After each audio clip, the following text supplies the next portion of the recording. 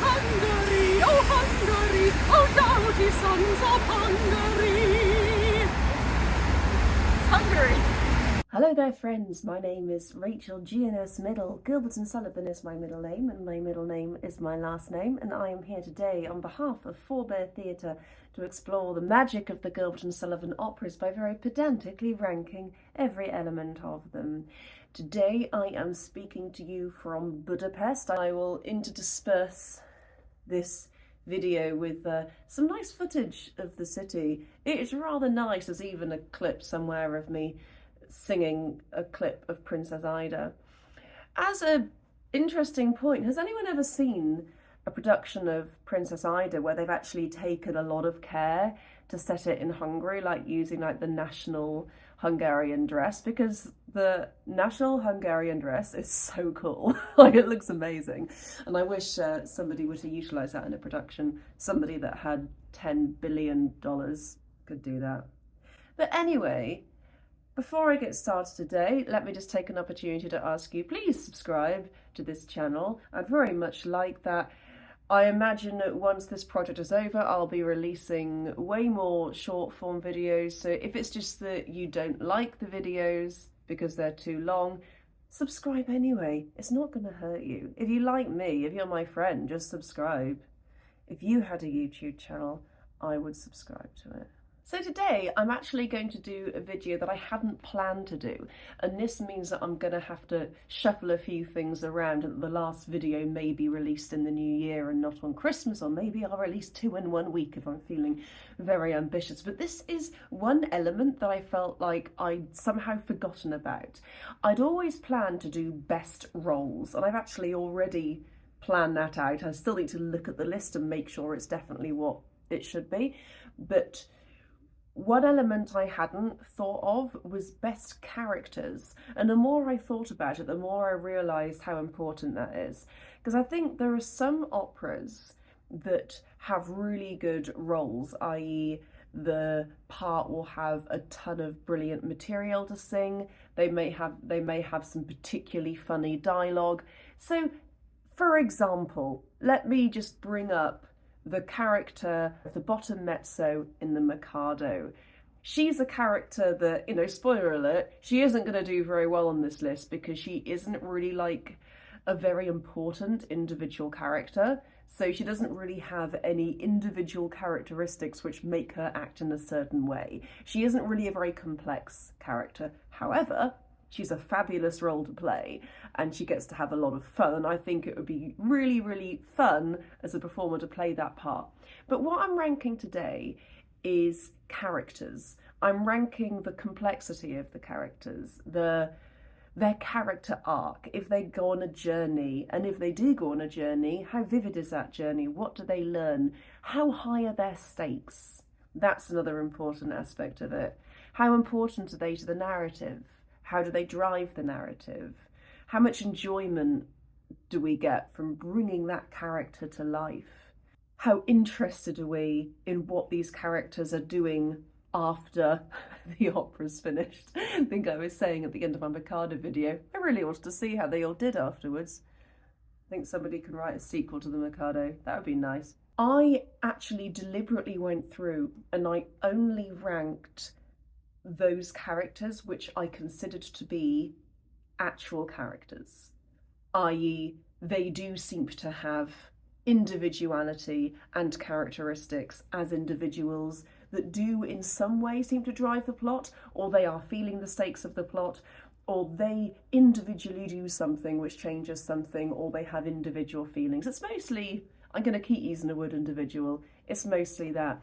And then there were characters like the bottom mezzo of Mikado, which I was in 2 minds about including. In the end I did, because I do feel that she steps forward in that trio and does have an opinion and does say something which does drive the narrative, and then she is certainly experiencing the aftermath of that just as much as the Patagai is. I was surprised by the results of this list, but I went through 3 different times and rescored it 3 times, and then still some of these elements were not changing, and I had to force myself to realise that, oh, maybe that actually is the best ensemble of characters.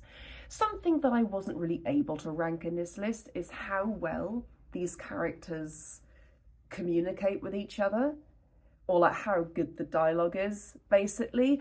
But I think that when I was going through and looking at characters that had the same mark, I was taking that into account. So I think that has been something that's been in the back of my mind, even I wasn't really able to give those points. So with that in mind, let's get cracking. We are going to rank which of the 14 GNS operas has the best ensemble of characters. When do you get the feeling you're being watched?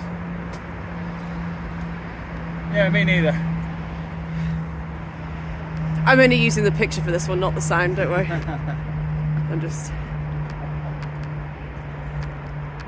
establishing shots.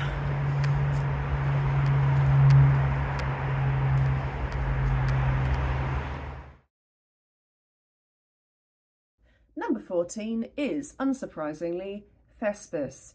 All of THESPIS's characters ranked relatively low, apart from two of them, that is Thespis and Mercury. But even Mercury didn't do terribly well. He ended up getting 13 points out of a possible 98. But Thespis managed to get 42 points. I actually think that Thespis is a really intriguing character. He didn't still make it into the top half of this list. Thespis is a part that an actor really could get a lot out of. He is very, as my boyfriend put it, up his own proverbial. He thinks he's more important than Jupiter. And his arrogance is in a way quite charming, and certainly there's a little conflict there as well, because he wants to connect with the actors in his troupe, but he feels like he's unable to because of past experiences that he's seen other managers have. So there is some conflict there, there is some complexity there, but when it comes to some of the higher characters on this list, he really doesn't have nearly as much complexity as them. It was really his complexity that brought him down. But I do love Thespis. I think he is a really great part, a part which I've seen played very well with the guy that played it when I was Mercury. And then speaking of Mercury, again, this is one that I think Mercury is probably a very fun role to play. I know, because I played Mercury. But as a character, Mercury is actually a little bit confusing. In some scenes, he seems to be very in control and very know-it-all, like, in a way that borders on irritating. Maybe it's kind of funny irritating, but still irritating. And then in other scenes, he seems like he's not in control, like he doesn't have the power. Like in that scene when the gods are shouting at him, but what's Mercury done? He's been keeping a list of everything like he was meant to. What was he meant to do? It was never clear what Mercury is meant to do.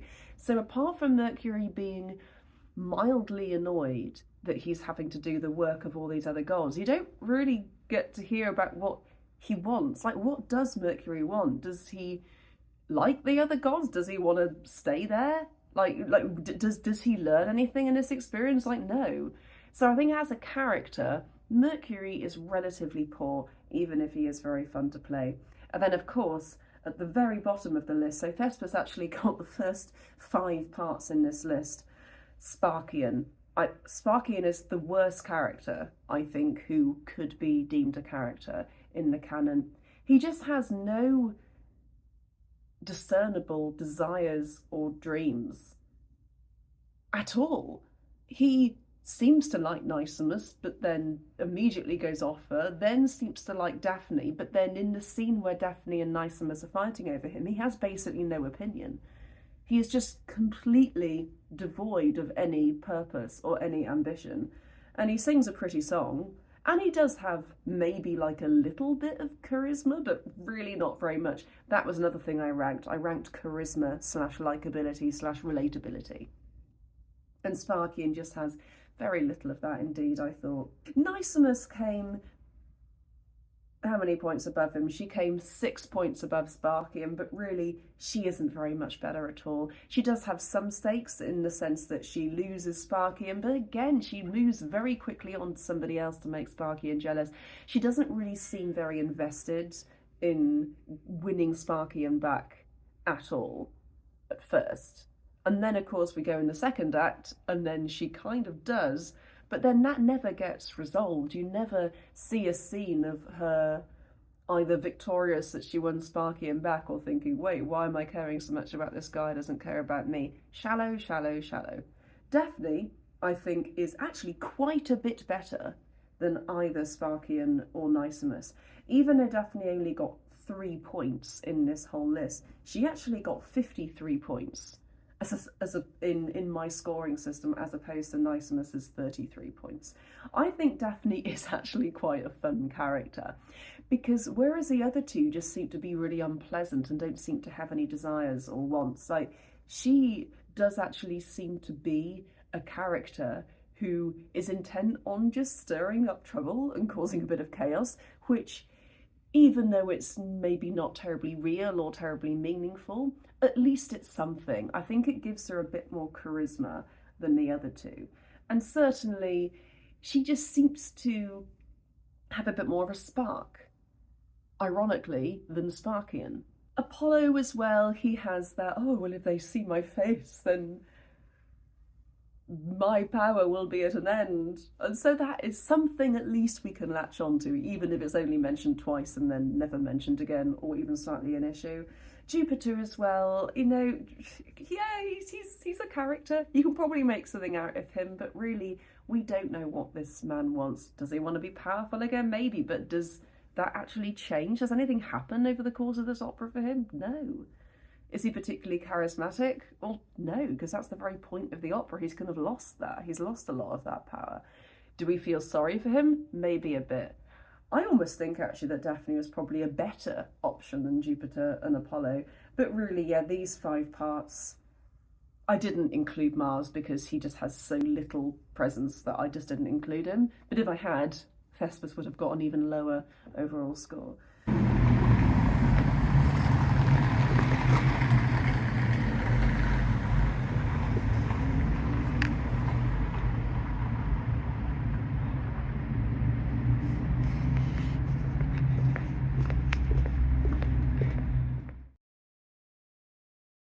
Number 13 goes to, as we might suspect, Trial by Jury. And again, I'm going to reiterate that I do love Trial by Jury, and I think that it isn't really fair to rank Trial alongside these other operas in this way, because it was very much meant for a different purpose.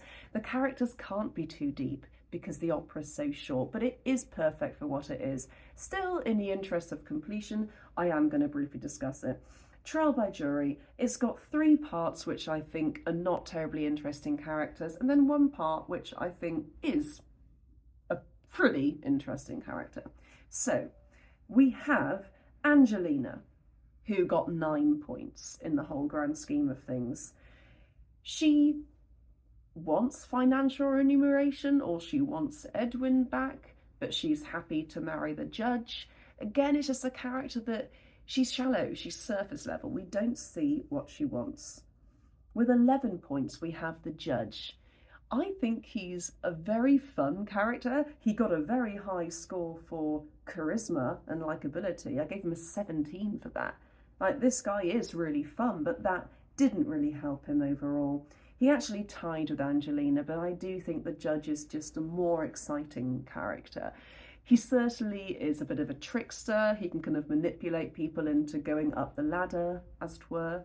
But really, there's not much more to the judge than that. As an actor, I don't really know if there's any conflict he has. I suppose when Angelina comes on, he realises, oh, she's very pretty. I would like to marry her.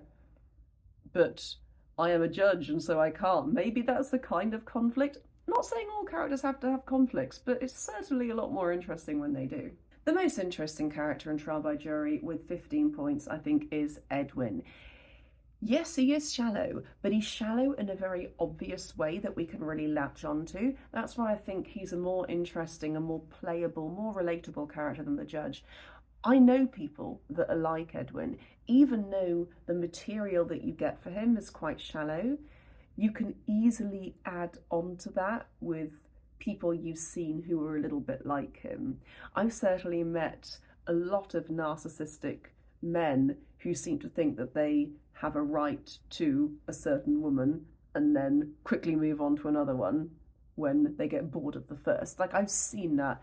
I'm sure women do it as well. In fact, I know they do. But certainly there is this breed of narcissistic man that does do this, and I don't like those men in real life, but somehow Edwin is likeable and you kind of root for him in a way. You kind of want him to get what he wants because he's just a cool guy and he just plays good music and he's got a lot of charisma. He does a good job relating to other people in the room. He's also very important in the narrative, as is the judge and Angelina. They also got quite high marks for that. But yeah, I could only give him marks like 12 for stakes, 12 for complexity, which is over half marks, so I don't think he's a terrible character. Just not quite as good as some of the other ones on this list. There we go, Will. That's one for you.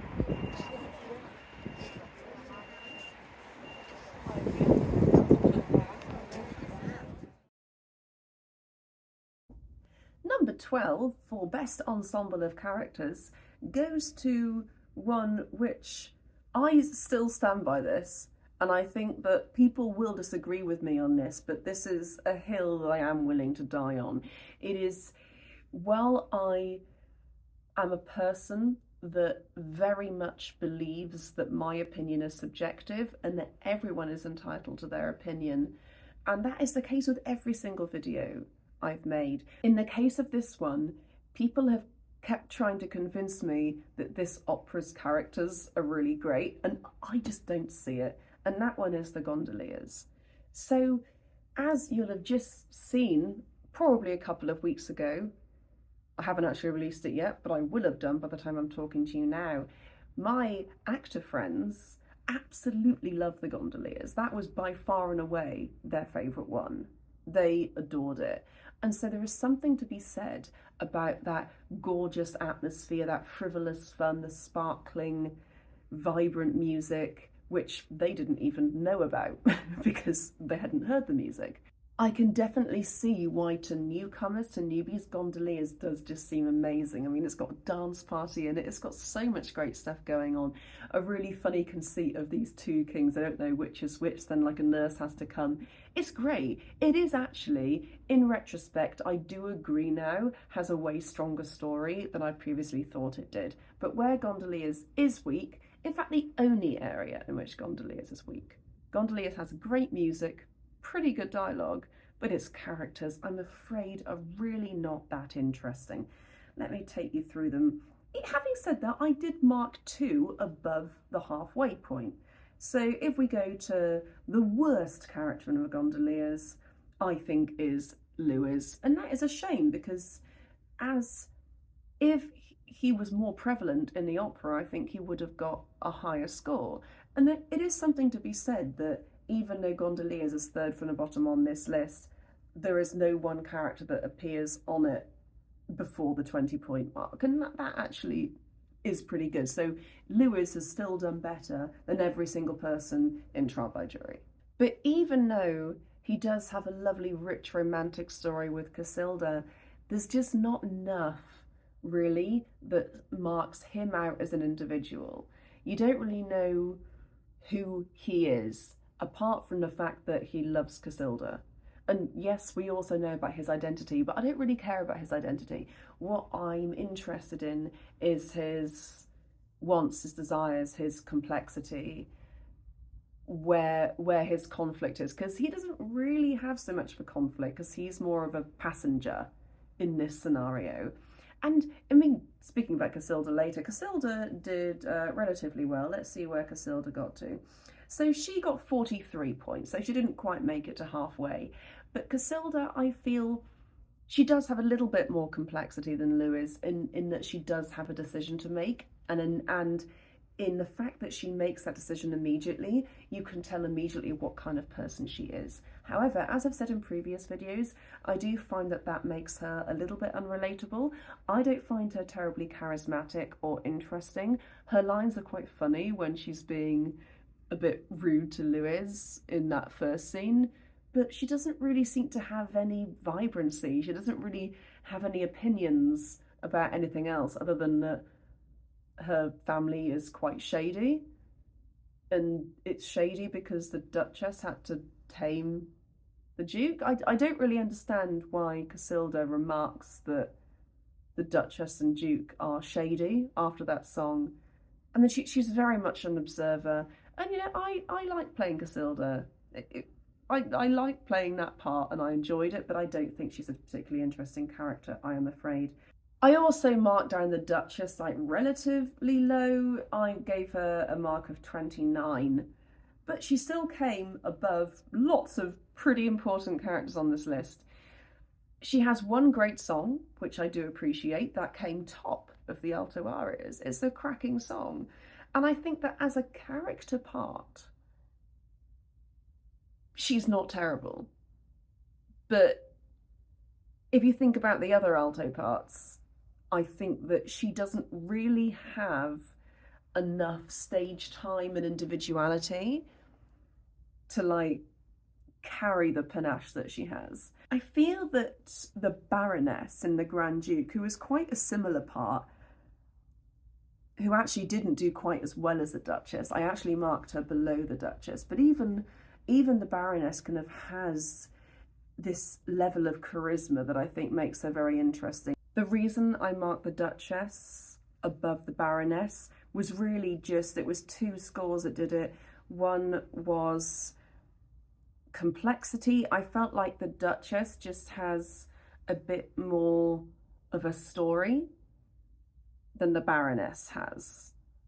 The Baroness doesn't really seem to care too much that Rudolph is apparently dead, or legally dead. She's quite happy to marry Ludwig instead.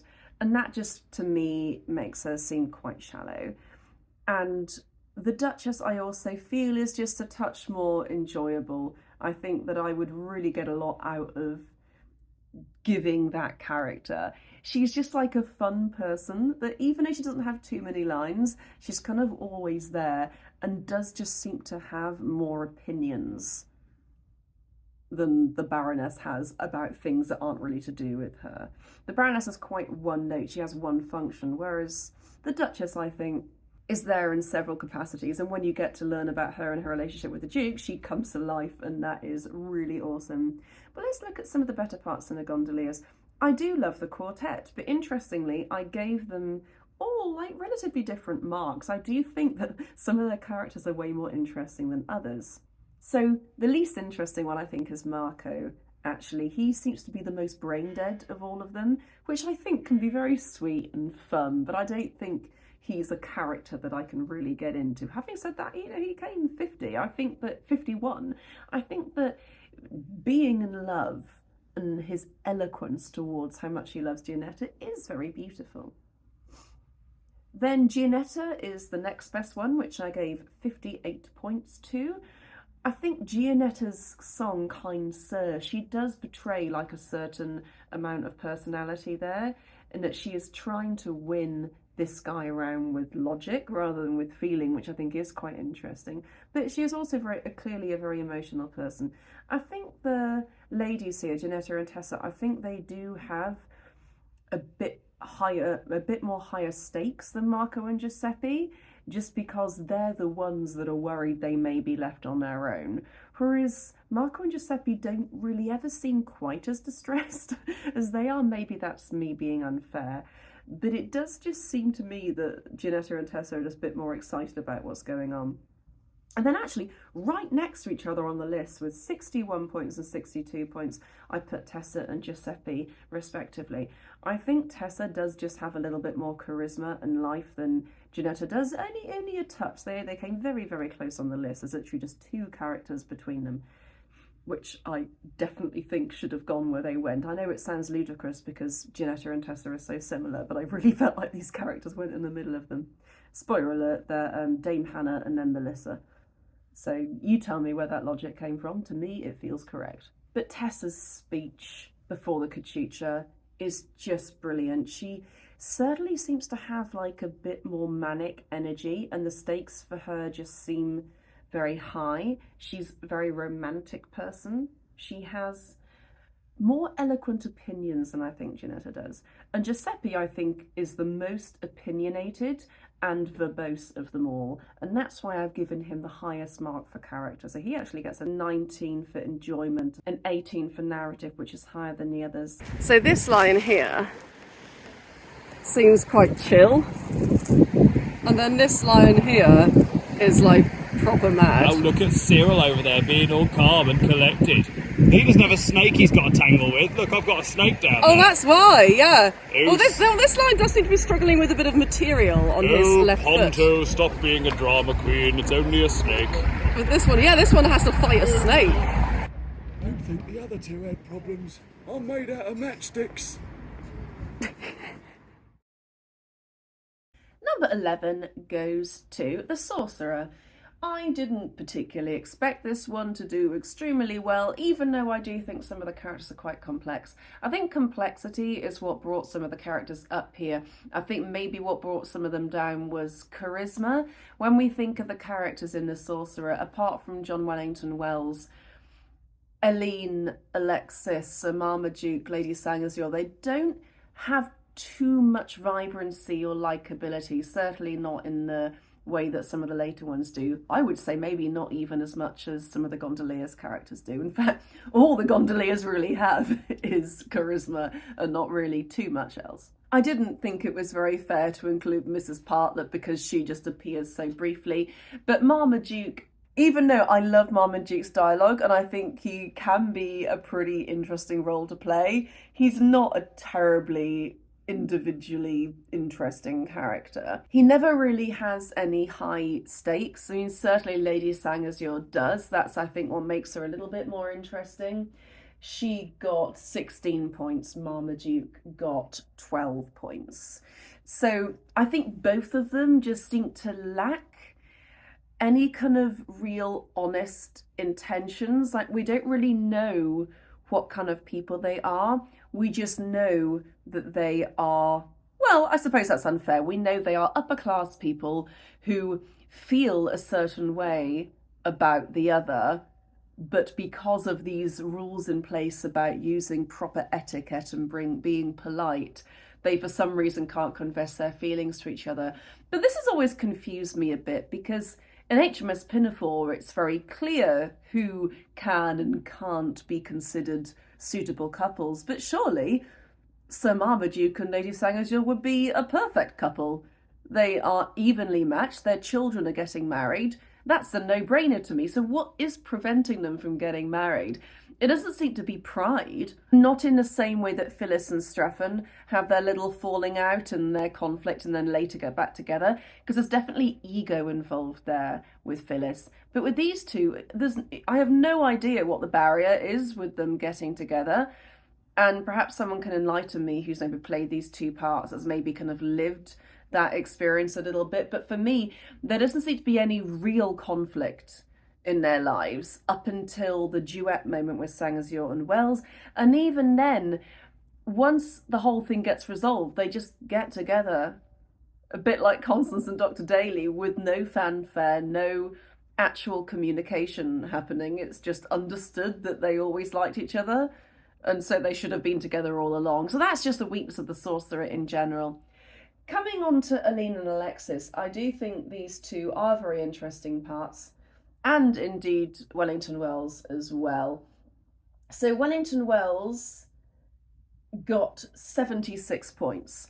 I think he's a fascinating character. He can be pretty flat. I've certainly seen productions of The Sorcerer where the person playing John Wellington Wells has obviously thought, I'm the patter person, I need to imitate John Reed and play the part in this silly, wacky way and not really put too much thought into it. But I think if an actor was to really understand that he is under threat of death, that is why he got such high marks actually overall. He got a 20 for his dramatic stakes, But he only got a 14 for his complexity and for his character arc, because even though he ends up dying, that is certainly quite an arc. We don't really get to go with him on that journey too much. All we see of him is that duet with Lady Sangazure after the potion has had its effect. That's all we really see, where he's saying, oh, I've wrought much evil with my spells. But then immediately that duet becomes about him and Lady Sangazure, and we don't really get to hear too much about why he doesn't like what he's done and what he is going to do as a person to try and alleviate this catastrophe which Alexis caused, but which he knew would happen anyway. So it's a little bit confusing. If the Aramani scene was included, I think that might make his character arc a little more interesting, but certainly this is a part with a ton of potential. 76 points in the potential list with 98 points. So certainly he's the highest one we've discussed so far. Then Aline and Alexis, I also gave relatively high marks. I gave Alexis 57 points and I gave Aline 45 points. I think that since Aline is the victimized party here, and we don't really get to see why she changes her mind about Alexis. It's good seeing her stand up for him, so we do get to see that she has a bit of a backbone. But then again, we don't really get to see the journey that led her to change her mind and then subsequently take the potion. And then we don't get to see the fallout afterwards when the whole thing gets resolved. This is the issue with the Sorcerer. It's like Gilbert and Sullivan are showing us a kind of basic story without really getting into the meat of what these characters are feeling and why they're doing what they're doing. You just get to see these snapshots. Alexis, however, yeah, 57 points. I think he's a pretty great character. He's obviously awful.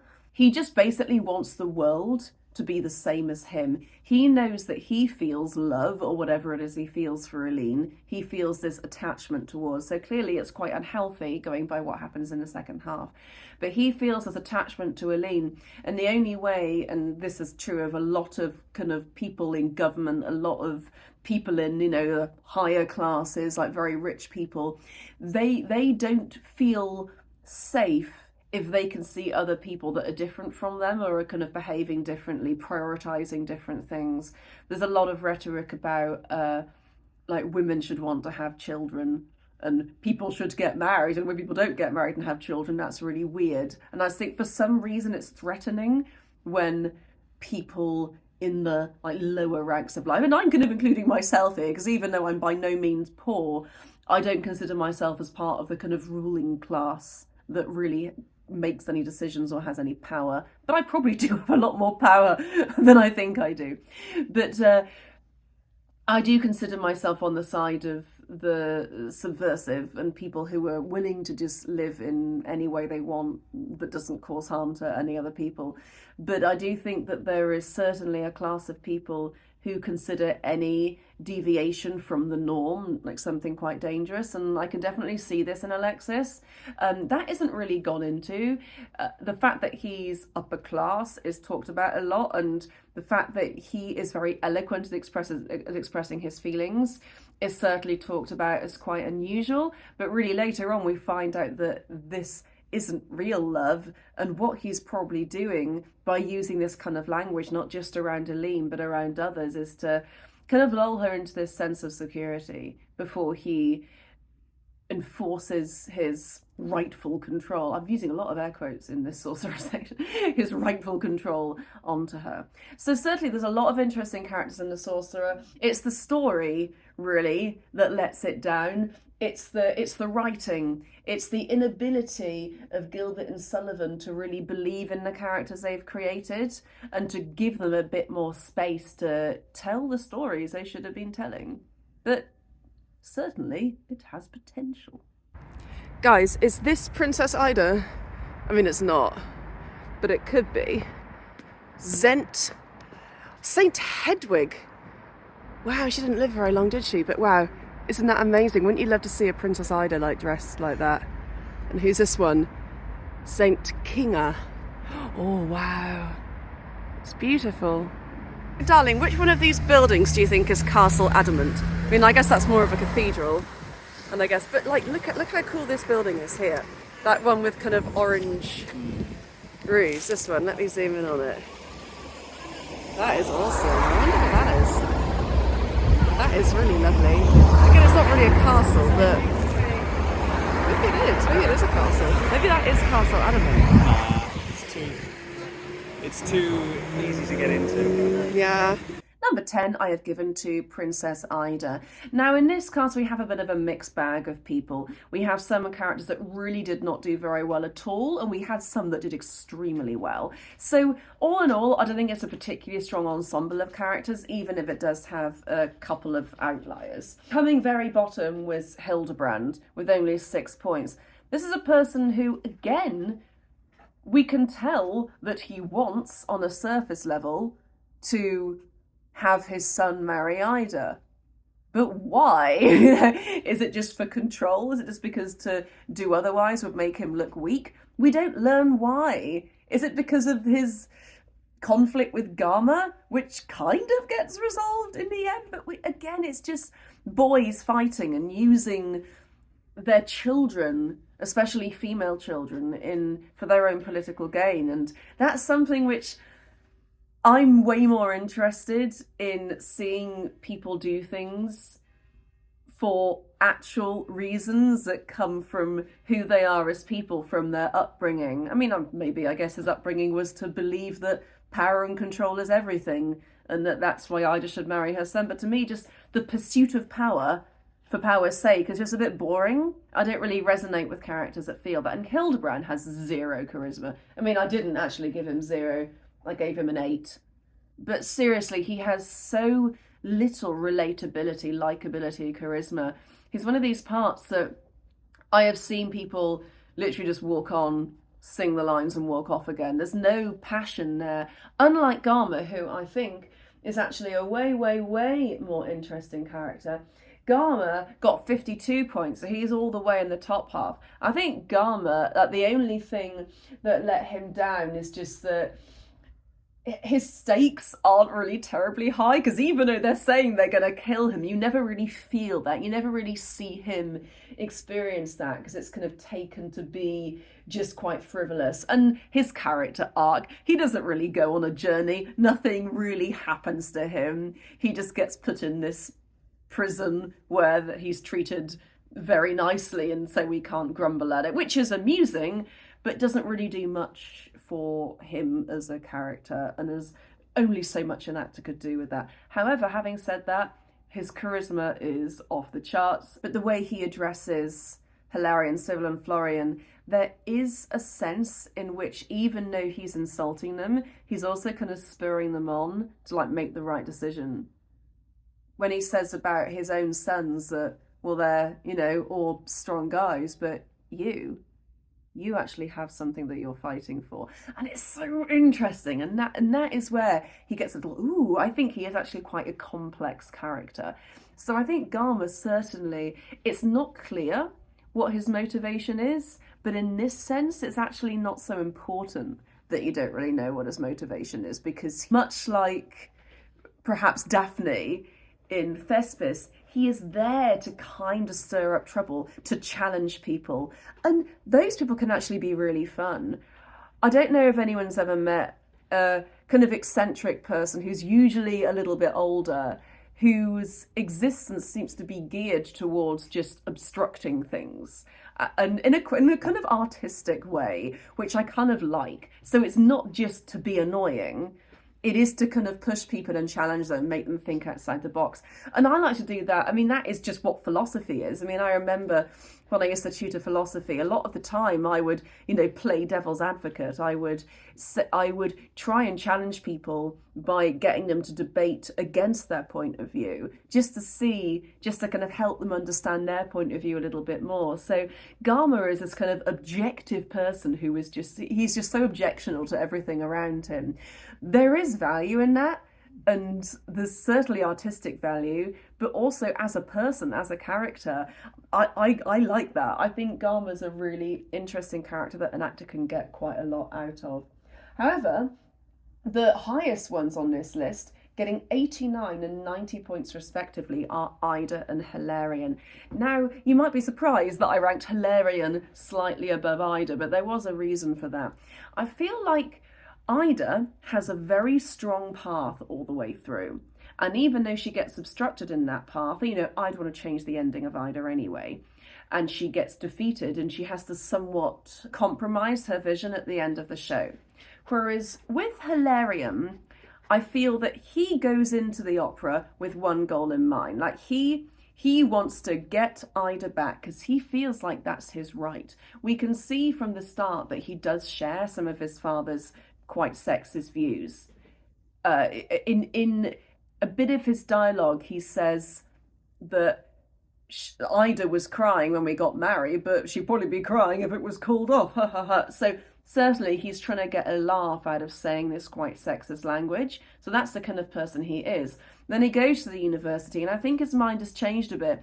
And then he's always loved Ida. He's always wanted Ida. But I think he cannot possibly have loved her truly without seeing her. But when he does see her and he actually resonates with her point of view, there's like a clear transition there. We can really see like Hilarion's character evolving through the opera, whereas Ida's doesn't so much. Whereas she, I think, has quite a bit more stakes than Hilarion. So it balances out. But I think just that change of trajectory with Hilarion, this realization for him that although he still loves Ida, he now would prefer to be on whatever side she is on rather than claiming his right to her. He just wants to be with her, and he's begging her for that. He's like imploring her rather than like asserting his right to be there, which seems to be his initial aim, though it's kind of unclear.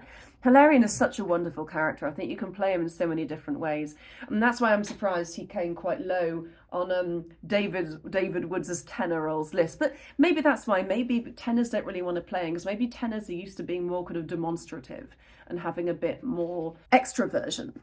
But again, David Menezes says he'd always prefer to play Cyril than Hilarion, which I find interesting. I find all these tenors want to play Cyril and they don't want to play Hilarion, but I find Hilarion a wildly more interesting character, a really truly fantastic character. But sadly, Hilarion, Ida and Gama could not an ensemble of characters make. You've got people bringing them down. You've got Hildebrand, you've got Blanche, who I find deeply uninteresting and unrelatable.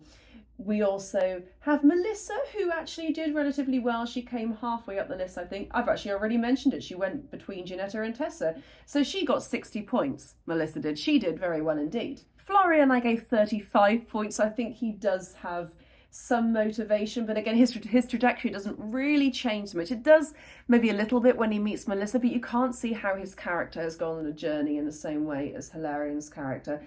Cyril, I gave 18 points to.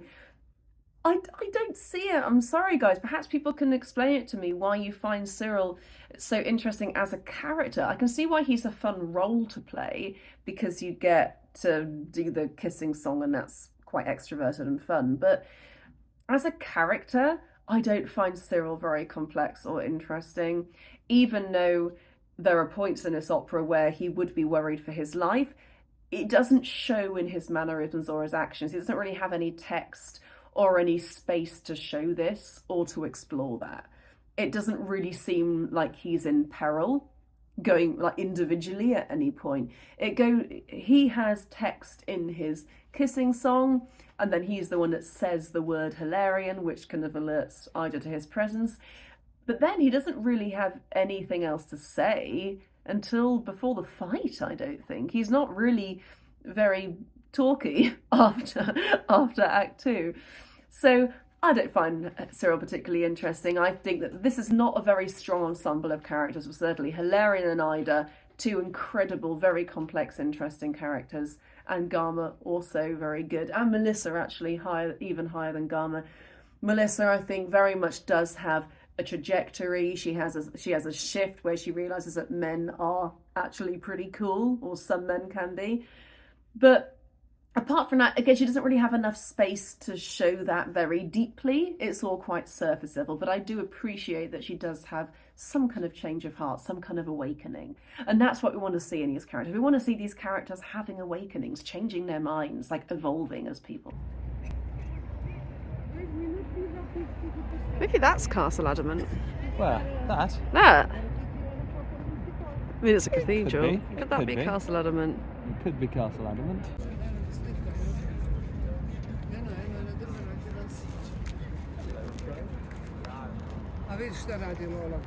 You are so lovely. Look how handsome you are. Oh, hey. That's a big yawn. Oh. Number 9, I have given to the Pirates of Penzance. Now, actually, this is one instance of pirates actually coming quite high on the list. I think a few times pirates has come pretty low, so I'm glad it's done a little bit better than it usually does on these lists. Pirates is one of the earlier operas. I don't think it's maybe quite as focused as some of the others, but it does have a really great ensemble of characters. Obviously not as good as some of them, but it's not done terribly at all. The issue, I think, with pirates characters is this shallowness that they seem to have, the fact that they're all kind of the same, the fact they're all just doing their duty. But honestly, there are none that I think have done terribly. The lowest mark any character in Pirates got was 22, and that was the Major General. As a character, I do find him a bit unfocused and a little bit confusing. I think that his aims after, well, when he appears, he just wants the pirates not to marry his daughters, so he lies, and then he regrets lying, and then thinks that he has to come clean to the pirates, and then he has that inner conflict. So I get that. I get that he at least has some kind of conflict going on, but I don't really buy the stakes. I think that his stakes are kind of played a little bit for laughs in the first half when the pirates are like, oh, we intend to marry your daughters. Oh, well, don't do that. You mustn't. He doesn't seem overly concerned about what is going on here.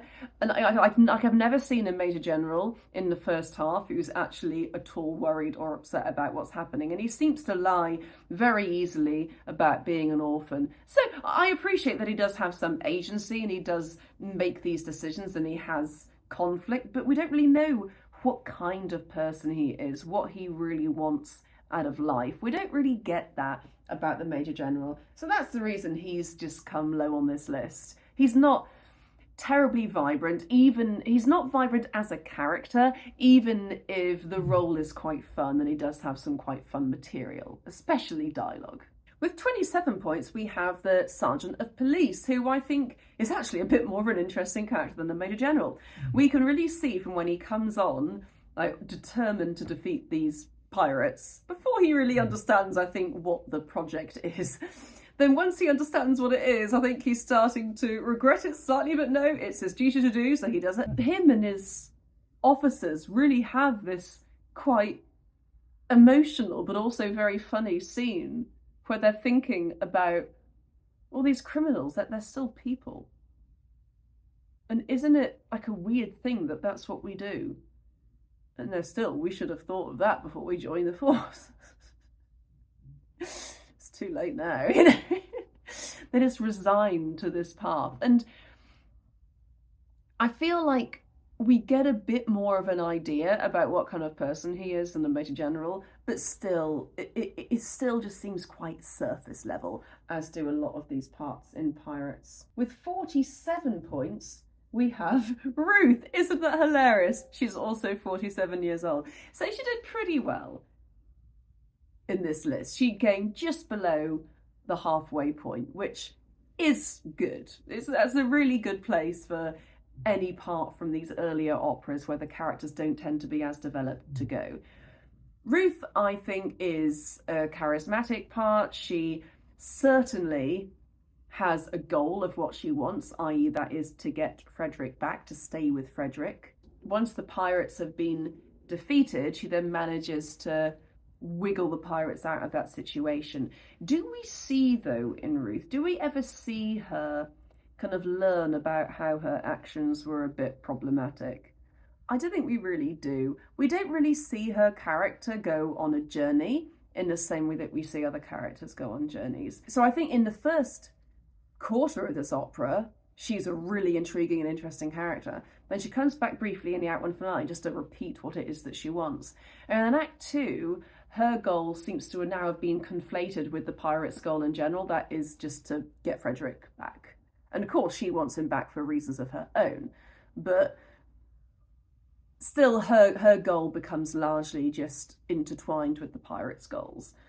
And then she kind of vanishes, I think, as an individual character with her own wants, desires, motivations. In fact, just after Ruth, we get the Pirate King. I think he's a slightly more interesting part than Ruth, because at least his arc is kind of played out through the whole opera, whereas hers gets a bit muddy towards the end. Whereas the Pirate King has one clear character trait from the very start, that is that he is actually a very principled person, but he thinks that being a pirate is actually more honest than being in society, and he refuses to attack a weaker party than himself and refuses to attack an orphan. So we know who the Pirate King is. The trouble is that even though you'd think he'd have this panache as the Pirate King, he actually doesn't. But he's not that funny, and he's not really particularly charismatic. So, and also his stakes aren't particularly high. He isn't really ever in danger of losing his life, maybe unless you count it very briefly at the end. So he wants to get Frederick back, but it's not clear why it's so important. Maybe that there aren't very many of them, so every person counts. Maybe that's why. With 63 points, we get Mabel. And even though her goals are quite shallow and weird and not very relatable, you can definitely see how each of her actions is motivated. So she considers it her duty to be with this person that nobody else in her sibling group wants to be with. So she decides to give herself to Frederick, and they will become a partnership. So she will stand with him through his integration back into society. And that's quite a big promise. So she agrees to do that. And then she stands by that when she takes him to meet her father, who doesn't really seem to care too much when she introduces him. And then his father seems to really love Frederick, which actually is quite sweet. And then once she realises that Frederick has to go back to the pirates, she promises to wait for him. And I firmly believe that she would do that. So I don't like it when people just say, oh, she won't wait. Of course she is. Come on. This is Mabel we're talking about. And then once the girls are in danger, she asks Frederick for help, but she knows he can't give it. But then, as soon as he's released, she goes to him again, just like she promised she would. So she remains consistent, and it's clear where all of her actions came from. So she's not at all woolly. Like, we know why she's doing what she's doing. But I don't really know if we get any more... I don't really know how complex we can say she is as a character. Like, I don't know anything about what led her to be like this. We don't really understand what it is about Frederick that she liked, unless it was literally just she was doing her duty for the sake of doing a good thing. She was doing a good thing for the sake of doing a good thing. That's a perfectly fine motivation. It's just, to me, it's not terribly relatable. I don't think it's something that we as, ordinary humans can really relate to on an everyday basis. That isn't an action that the vast majority of people, I think, would take, the action that Mabel took. Frederick, though, also did very well. Frederick gets 80 points. I think Frederick is a fantastic character, even though he's just got that same one motivation that the others do, to do his duty for the sake of doing his duty.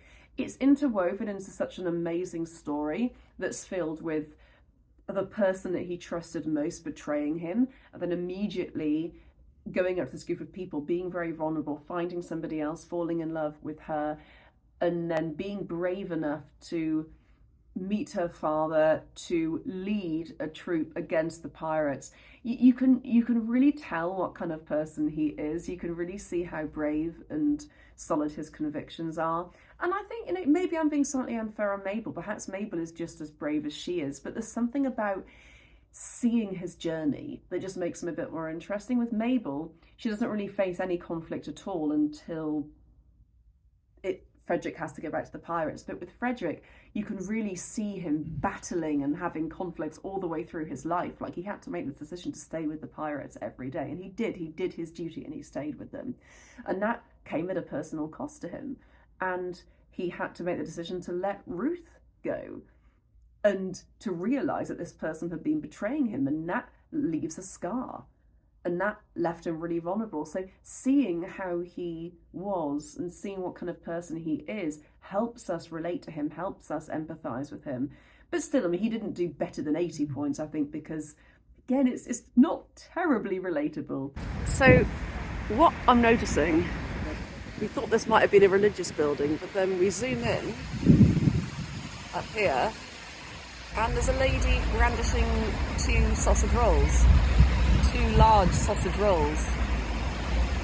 And I know what you're thinking, plenty of people eat sausage rolls who are not conspirators. But they shouldn't. Thank you. It's bad form. KFC. Number 8 was a little bit of a surprise to me, but then thinking about it in more detail, this is one of the ones that gave me pause and made me think, oh gosh, have I made a mistake? But I think it actually is in the fair place. So number 8, I've given to the Grand Duke. I was thrown by this one coming in the bottom half of the list because, in my opinion, Grand Duke has some of the best characters in the canon. I think it does. It does have some of the best characters. But as an ensemble, I don't think it really has amazing characters on the whole. Their patter person is one of the weakest of all of them. As a character, it is really fun to see that all the townspeople kind of hate this person, and then when you actually meet him, you realise he's quite weedy and vulnerable and is just worried about how sick he is and just is a bit stingy. But that doesn't really get developed into anything in the second half. We just kind of lose him after that. So while I think he's got these really interesting character traits, we just lose sight of this person. And a similar thing can be said for Ernest. It's quite exciting when Ernest appears. He's this kind of quite flowery, extroverted, very eloquent, very soupy person that we meet in the first half. And then he dies, and then we just don't see him for such a long time. And apart from the fact that he loves Julia, he doesn't really have too many strong character traits. So let's see where they ended up on the list. So Rudolph ended up with 30 points. So he's done better than quite a lot of characters. And I think that comes from just that really interesting beginning that we get to him, but that just then kind of dies off. And then Ernest gets 38 points. So he does a bit better than Rudolph, which I think is fair, because we get to see him come back in Act 2. We get to see his character have a bit more of an arc. We get to see how he is brave enough to come forward, come out of hiding, and see if he can win Julia around. We get to see him manipulate Julia a bit, which is so exciting to see. When he says, well, let me be your widow. And you can see that that wins her round. So it's his quest to kind of be with a woman that is way more powerful and more controlling than he is. And that is a dynamic that you don't often see. I think especially in older plays, you don't often get to see like a relatively passive man try to win round a very strong, commanding woman and win her round in a way that isn't subduing her. So I like the way that his character is integrated into her story. I think if the character of Julia wasn't around, Ernest wouldn't be nearly as interesting, but he certainly also has charisma, a bit more charisma than I think Rudolph has. Ernest is such an ebullient person. He's so joyful, he's so outspoken, and I think that he just exudes this energy when he appears, and that certainly makes him a great character in my books. With 26 points, we get the Baroness. Again, she's this quite vibrant character. but we don't really see her on a journey. We don't really see why she makes the choices that she does.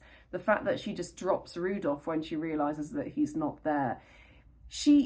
Even though she is an interesting character, like just with looking at a snapshot of her life, we don't get to see her grow. Like, this story is not about her. She is just a fun cameo part that, yeah, it is pretty fabulous. She is one of the most fabulous people in the canon, but she just doesn't appear enough. She doesn't have nearly enough conflict or any kind of choices to make which really drive anything in order to be a more interesting part. With 28 points, we get Lisa. Again, I love playing Lisa. She's fabulous, but you have to work very hard as an actor to make her interesting. And her only personality trait is really that she loves Ludwig. And Ludwig is a very interesting character. We'll talk about him in a moment, but really as a character, not as a role, if we're not thinking about the amazing material she gets to sing, apart from just being very present, she isn't really terribly interesting. So I think I marked the Baroness lower than her because I feel like at least Lisa is more present. We can see her as a person. We can see her go through these changes. And as an actor playing a character that experienced that level of public humiliation and heartbreak, that is certainly like a character that I enjoyed playing. Whereas the Baroness, she is utterly fabulous, but I don't really know how deep you could go with her. But Lisa certainly is more than just surface. You do get to see into her heart, which I think is very valuable. The Prince of Monte Carlo as well, he only got 32 points, and I think that's pretty fair. In fact, it's actually really good considering he's not on for very long. I didn't include the princess, I felt like that wasn't terribly fair, because her wants and desires are kind of conflated with the prince's anyway, and she doesn't really have enough of a character to even be considered on this list, in my opinion. But certainly the Prince of Monte Carlo, you can immediately tell what kind of person he is from the moment he walks on stage, and that merited him getting 32 points on this list. But really, he doesn't have any conflict. He doesn't really have any stakes to speak of. His character doesn't go through an arc. He is just a charismatic, fun, ebullient character. And that is the issue with, I think, a few of these characters in the Grand Duke. And that is why they're enormously fun to play as roles, but I don't know if they're really necessarily the best characters. On the other hand, Julia and Ludwig, I did put very high on this list. So Julia, I put in 11th place, so she gets 88 points in total. I put Julia below Ida. I actually put her above Elsie in this case, as I think as a role, I think Elsie has probably the more interesting character arc and material, but Julia, just as a character, she is just so intriguing. She's so strong. She's so unmotivated by any romance. She's entirely motivated by wanting to play this part. And whereas Elsie is more passive, I think Julia is a tiny bit more of an interesting character because her decisions really do drive the plot forwards, and she has control of these situations, whereas Elsie is a bit more passive. Having said that, Elsie has also done extremely well on this list. But the character who has done best out of Grand Duke is Ludwig, who comes in 4th place at 95 points. Now, Ludwig is a character that we definitely get to see going on a journey. Whether or not he really learns anything remains to be seen. I was certainly saying in my Grand Duke dialogue video that you can see Ludwig kind of become a little bit more drier and maybe a little bit quieter as the opera goes on. I do think he loses a little bit of his not panache. He's still just as fun and cool at the end of the show, but I think he loses a bit of his confidence, which is maybe warranted. Maybe he should lose a little bit of his confidence, and just he becomes a little bit more down to earth at the end. And I'm so glad that Lisa took him back, and I really hope that, I wish there was some dialogue in there where Ludwig apologised to Lisa and said, "This was not worth it. I'm so sorry I didn't just go after you. I was too surprised. And then she says, well, it looks like you've been punished with all this that you've been through." Something like that. I wish there'd been some kind of dialogue where it just showed them getting back together again. But Ludwig is such a great character. He goes through so much. His stakes are so high. His decisions are so important to the plot, and he is completely loaded with charisma. And as an actor, I'd really enjoy playing that part. Also, he's just so relatable. You can really imagine making the decisions that he makes. You can really imagine how you'd feel if you got into that situation, just being a passenger. The fact he talks to the audience all the time. Here we see one of the disadvantages of a neglected education. He constantly tries to involve the audience in the action, and the chorus as well. And the way he tries to get out of trouble in 10 minutes since, he's just so cheeky. He's quite manipulative, but in like a very fun, sweet and wholesome way. His one ever so slight downside, he only got an 18 out of 20 for complexity, because I do think that some of the other characters above him were just a bit deeper than he was. I do think Ludwig is an absolutely fascinating character study of just a person who is playing a part, who is playing this comedian on stage, and he's kind of taken those traits into his real life and is trying to use that energy to get through his life, but then he finds his life just grow more and more chaotic around him, and it's how he deals with that. So as a character, I think Ludwig is absolutely fascinating. But yeah, as a whole, Grand Duke characters as an ensemble is very mismatched. You get Ludwig and Julia way at the top, then you get like Ernest and Lisa and Rudolph that are kind of middling. You get the Baroness, who's, you know, she just doesn't really have too much of a presence. Prince of Monte Carlo, who is only on for a little bit. It's not a strong ensemble, even if it does have two very great, vibrant characters in it. Didn't you say you thought that tunnel looked very ominous? It does. It does look a little bit ominous. It's got this weird, scary lion face. It's kind of like the Cave of Wonders. It looks like a yawning mouth. It does look like the kind of thing like that lion's going to shoot anyone unworthy to enter the tunnel with lasers that come out of its eyes. It's kind of got teeth. It's kind of got teeth around it, jagged edges, you know. It makes me think of like a clown or something. That's ominous. Number 7 on this list, and the one that I'm very surprised beat the Grand Duke, is Utopia Limited. I previously thought that, well, of course I'd want to play any character in the Grand Duke more than I'd want to play any character in Utopia Limited. But actually, after doing the dialogue video and really thinking about which characters to include on this list, I initially hadn't included Goldberry, but then I thought that was a bit disingenuous because he really does cause that change in direction that the plot takes. So I thought that, and actually including him did take it down a place. So actually Utopia initially beat the next on the list, but I thought that was just so, it felt really wrong to me. And I realised, I should have included Goldberry, really. And I did include Nakia and Kaliba, and I involved them as 2 separate characters as well, which, even if they did pretty well, may have slightly brought down the average of all of these characters. Yeah, Goldberry really did drag the pack down because they only gave him a 7. I feel like even though he is a big catalyst and he does change the plot, and his appearance is quite necessary to the story, and we do also get to see a bit later what kind of person he is. Like, he really does seem to value English women having autonomy, having individuality. But apart from that, we don't really get to see what it is exactly that he wants. We don't really know why he goes to Utopia. We don't really get to see why he goes. Has he just gone along, oh, I'll go along, have a laugh? You know, we don't really get to see what it is that led him here and how it's changing him. We don't really get to see his character evolve at all.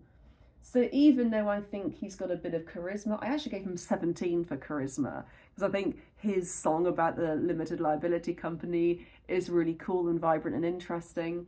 And as a character, I think that would be a really fun song to perform. Like, you command the space, you have complete control of the action, and you get to drive it in a different direction. But, you know, 13 for stakes. I think even that was generous. 14 for complexity. We don't really know what kind of person this is, but I have given him a 14 for complexity because I do see that initially you might think he's this boring, fussy bureaucrat who just is just a bit dull, really. But then you do get to see that he has a bit of personality in Act 2. And I also think that you get a lot of fun playing this character because he gets to be in all these great numbers. But again, we're discussing characters, we're not discussing the role. I think as a role, he ranks quite a bit higher than this, but as a character, as an individual character, he's not terribly interesting. 31 points goes to Lady Sophie. Again, a character who is a bit more interesting than I initially thought. As alto characters go, I don't think she is one of the most vibrant or interesting. I mean, think of the alto and the Mikado, and then think of Lady Sophie. They're not particularly comparable, but Lady Sophie does have some vulnerability. I do think she's quite different to the other alto characters, which is why I played her in a slightly different way. I actually played her with a higher voice in my dialogue video. Because I thought, hey, why not? Why not have her be the soft, more feminine one, and have Zara be the bit more controlling, harsh one of the two of them?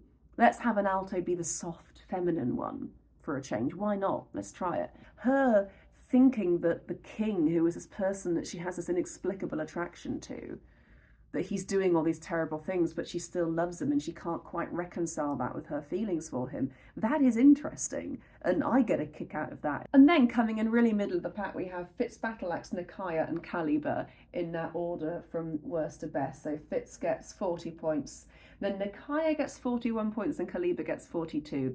I gave Caliber 42 points because I think her dialogue is just a touch more interesting. I know a ranking character, not necessarily dialogue, but I think what that one line of dialogue that she has says about her character is just a touch more interesting than anything Nakia says.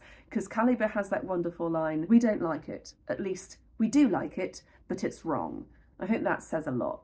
These two characters, these two sisters, I think are tremendously charismatic, even if they're being ostensibly quite flat and English. There's something very likable and relatable about that, being forced to put on a mask, especially as an autistic person. We are forced to mask our whole lives, especially when you're a female as well, because of course, you know, there's a very standard way that people expect autistic people to behave, and when you don't look like an autistic person, i.e. a white man, then you're not seen as being that way. You're not seen as being neurodivergent, and you're just seen as being like annoying or odd or wrong, and then you get taught to mask. So I very much empathise with that.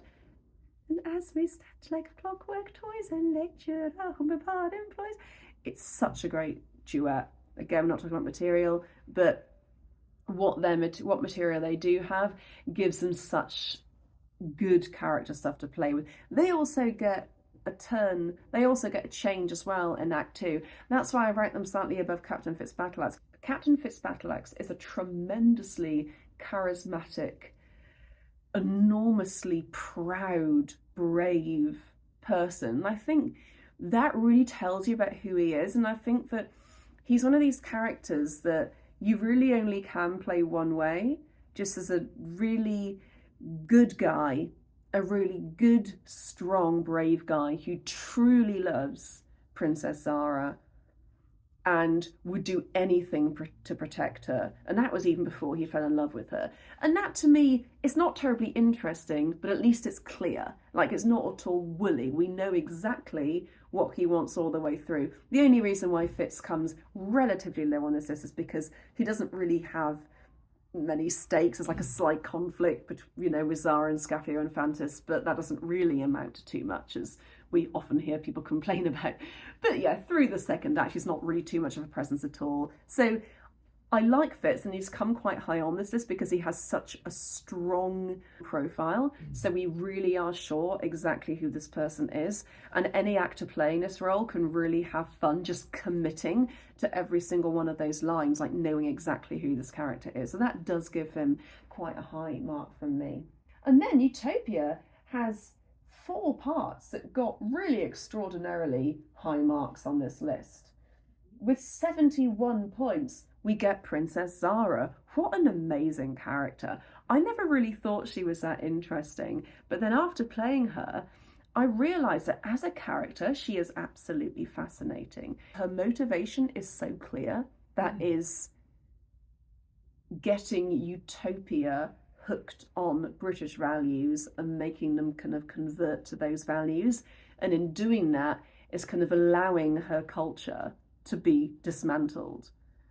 And that is so interesting that even though we don't really quite know why she's doing it, as an actor to go on that journey of trying to discover why that is, and realising that it could be that she just really loves England. It could be that. You could play it that way. That's valid. You could also see her as having these quite fascistic values. And, you know, it's not that she's malicious in her mind, but she sees England, has a very strong idea about what that is, but because of the kind of person she is, because she is a very controlling, domineering person who is very set upon a specific course of action, she actually has the power and the capability to take that through. If you imagine a lot of female characters, not even in Victorian times, but just in general, a lot of Victorian characters, a lot of Victorian women characters are quite demure and don't really want to speak their mind, and will exert control through men, but wouldn't stand up and make a speech on their own. Of course, there will be some, but it's not really the norm. But Princess Zara is so unbelievably strong. If you think about, Princess Ida makes that speech to her students, which is a horrible speech, and I hate it, and we will never speak of it again, or maybe we will. But Zara makes this tremendously eloquent speech to the people of Utopia at the end. And when she just bursts in and just sings a solo, and she has this tremendous confidence that I don't know is equalled by many other parts at all. Because with the alto and Mikado, you certainly get to see that confidence of her bursting in. But then Zara doesn't seem to have any vulnerabilities whatsoever. And while in most cases, I would think that this would make a character uninteresting, actually with Zara, it kind of makes me fascinated by her. I'm like, wow, she is completely fearless in a way that's actually quite scary. So yeah, she didn't do as well as the Alto and the Mikado because you don't really see vulnerability, but wow, she is absolutely fascinating, this person. Another pair of characters that have done very well in Utopia Limited are Scaphio and Phantis. Phantis gets 75 points and Scaphio gets 81 points. It's actually a few characters in between them. And that is because, as previously alluded to, Scaphio does have quite a bit more material. He does go through a bigger journey than Phantis does, and he also seems to be somehow more invested in the result of this experiment of introducing English values to Utopia.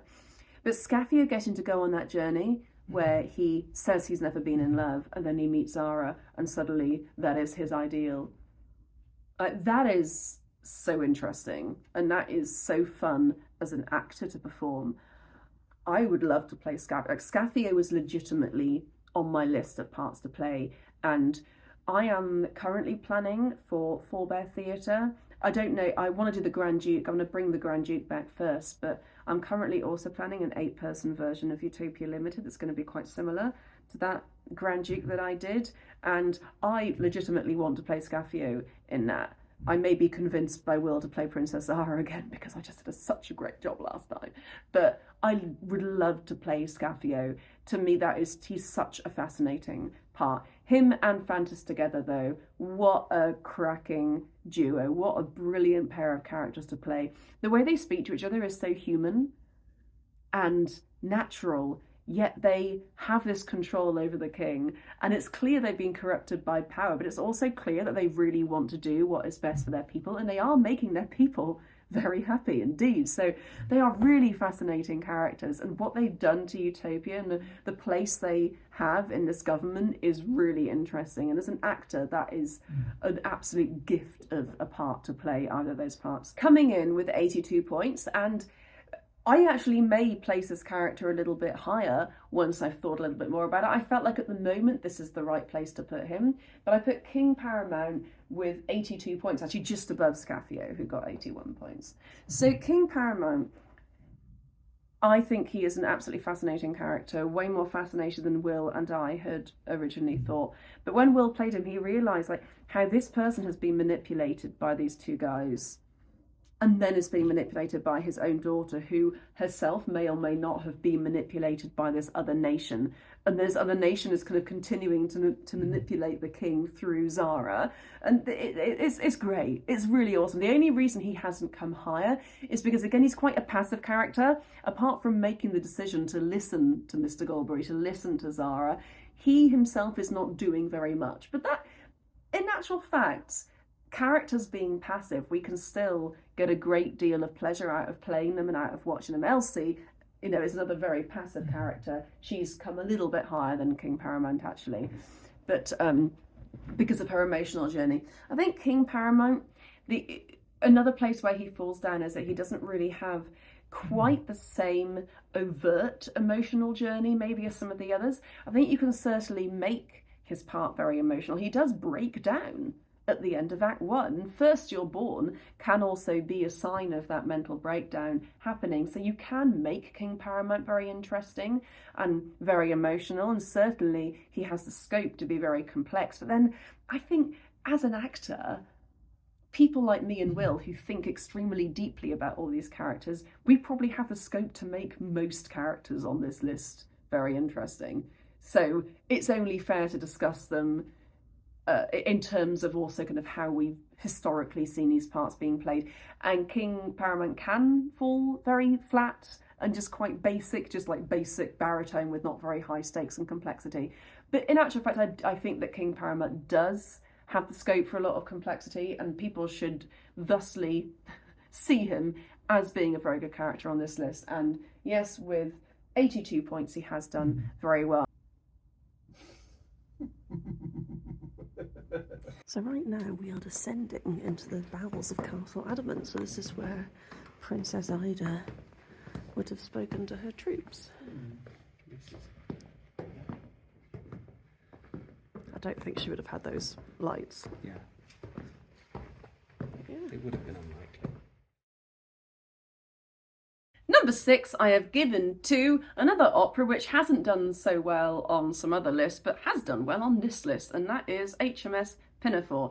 So I happen to think that whereas we may not consider Pinafore to have the best characters in the canon, its ensemble of characters is just particularly strong. I will say that I didn't include Cousin Hebe. I just don't think she is enough of a presence to justify including her. She's one of these ones like the Prince of Monte Carlo, the bottom mezzo in the Mikado that I was like, oh, I just don't know. But Cousin Hebe just doesn't ever really drive the narrative. None of her decisions mean anything. She is just kind of there, says a few things. So maybe if I had included her, that would have pushed them below Utopia Limited. That actually may have been the reason why Utopia Limited eventually went below also the inclusion of Mr. Goldberry.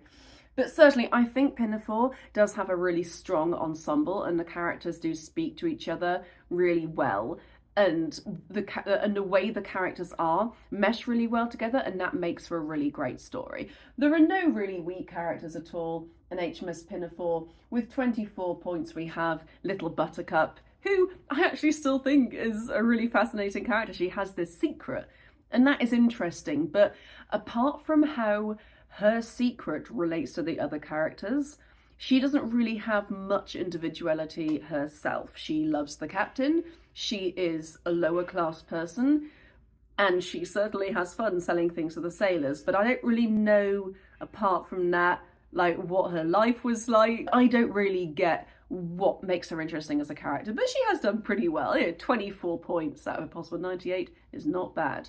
And then with 34 points we have Dick Deadeye, and I think this character would have done so much better had the character had like a final redemption part of his story.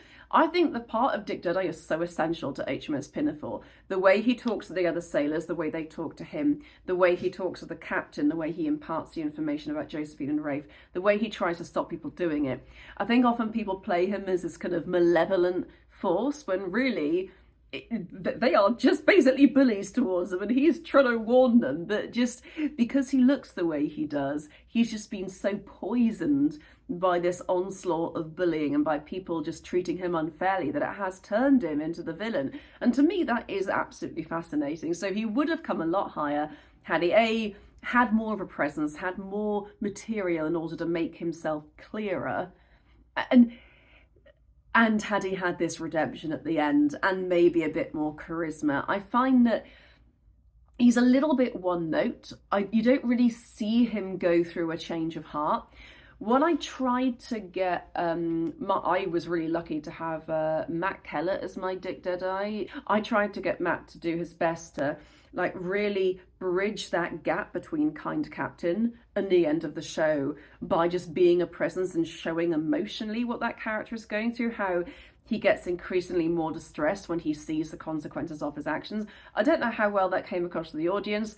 I know Matt did his absolute best as an actor. I did my best as a director, but the material that you have to work with Dick Deadeye does not help you as an actor to try and make that obvious. I think he did a really good job doing that, and I tried my best, but I remember somebody coming up to me after the first show and saying, you need to make Dick Deadeye a bit dirtier because it's not obvious why, you know, people aren't liking him. I'm like, well, I don't really want to give him a disability. So like, yeah, so we ended up just kind of making him like dirtier, which, I don't know. I still felt was a bit of a cop-out. What I really want to see is a Dick Deadeye who looks completely ordinary, and but everyone inexplicably says, oh God, you look awful. Because I want to show how arbitrary beauty standards and like any kind and what it is to be like a normal looking person. I want to show how arbitrary that is, and how there's no one way to there's no standard way to look and behave. And I think had I managed to get that across, I think it would have been really successful. But the trouble is, it was just, as Will likes to say, it's a bit too clever for the room. Not that I'm calling my audiences stupid, that's the last thing I'm doing, but just that I am trying to get across something which is probably unget-acrossable. And so I need to think of like a different tack to go with Dick Deadeye. I was on the wrong tack, and so was he. 36 points goes to Sir Joseph, another relatively low scoring one relative to the others on this list. I just find that even though Sir Joseph is a very intriguing character, he's got a lot of charisma, you don't really see him go through like a big complex journey as a character. He wants to marry Josephine. We don't really particularly know why he wants to marry Josephine. Maybe it's because he really wants to project to people and show off that he is willing to make this stand that love really is a platform which all ranks meet. But if that is the case, then that should be clearer, I think. I don't think that necessarily gets across to people, or if that even is the case. But Sir Joseph, to me, is just relatively shallow. He does have certainly some character, like the way he rose through the ranks of the Navy. That's really cool, and that got him like a decent score on this list, but he's not really that complex. I mean, the fact that he was ostensibly lower class and went through the ranks to get quite an upper class position, that's quite interesting, and he even tells us how he did it as well. But we don't really hear about how he feels about that, and we don't really get to see him learn anything as he goes on, because he goes into this opera thinking that love is a platform which all ranks meet, but when it goes against him, he says, oh no, it actually isn't. But then when it turns out the captain and Rafe were switched at birth, he then says, oh, I'm not going to marry Josephine anymore. So it turns out that he was just blowing hot air and he didn't really mean what he was saying he was meaning. So maybe he's just like a slight hypocrite. Other people have queer coded him, which I think is really interesting. In the fact that he speaks to Rafe much more generously and eloquently than he ever speaks to Josephine. Their conversations are way more transactional. So I do think that interesting things can be done with his character, but he doesn't really experience an arc. He doesn't really have a true conflict in the way some of these other characters do. 55 points, however, goes to Captain Corcoran. I think Captain Corcoran is a really interesting character as well.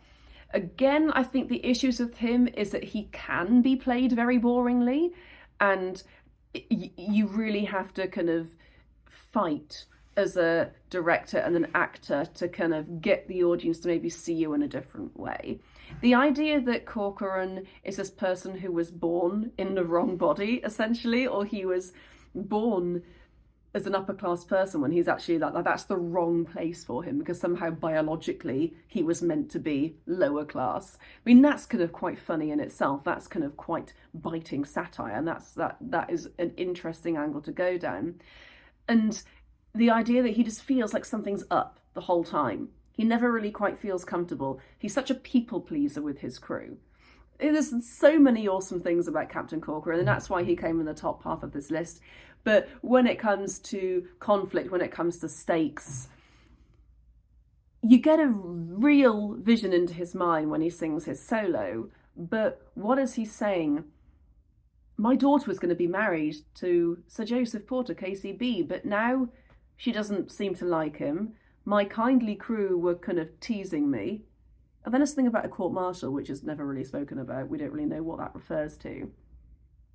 So it seems like even though the music is telling us that the stakes are high, like much like in Gondoliers, I don't really see what his issue is. I don't really see why he's... I don't really think he's terribly upset. I think it's more just musing. And it is beautiful, and I do like that, and I think he's an interesting character.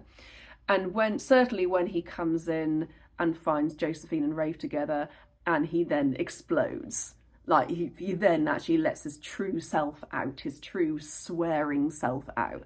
That is really interesting, and that is cool. So you do see him go on somewhat of an arc, but then he just kind of arrives back where he started in a way. I mean, maybe that's unfair, because I suppose he does get to truly be himself at the end and be with the person he loves.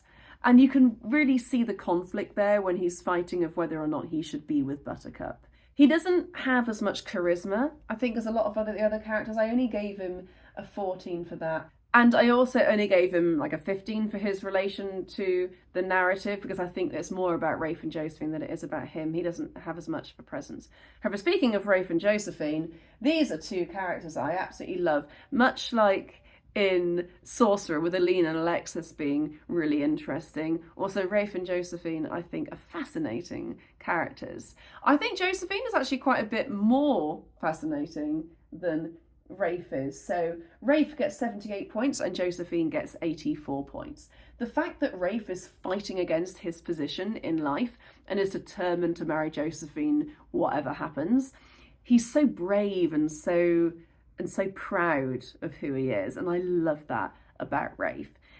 However, the issue is that when we realise that he is actually the captain all along, he then just becomes like a captain and just becomes quite stern. You'd think he'd be sticking to his principles and saying, oh, well, maybe I am the captain, but that's not going to change the way I am. But it kind of does seem to change how he is in a way, and that's a little bit disappointing. So he loses maybe a couple of marks there. And I also think that even if he is very eloquent, like there's not really much conflict in his mind in the same way that there is in Josephine's, because he's very much set on Josephine and is the whole time. He doesn't really change tack.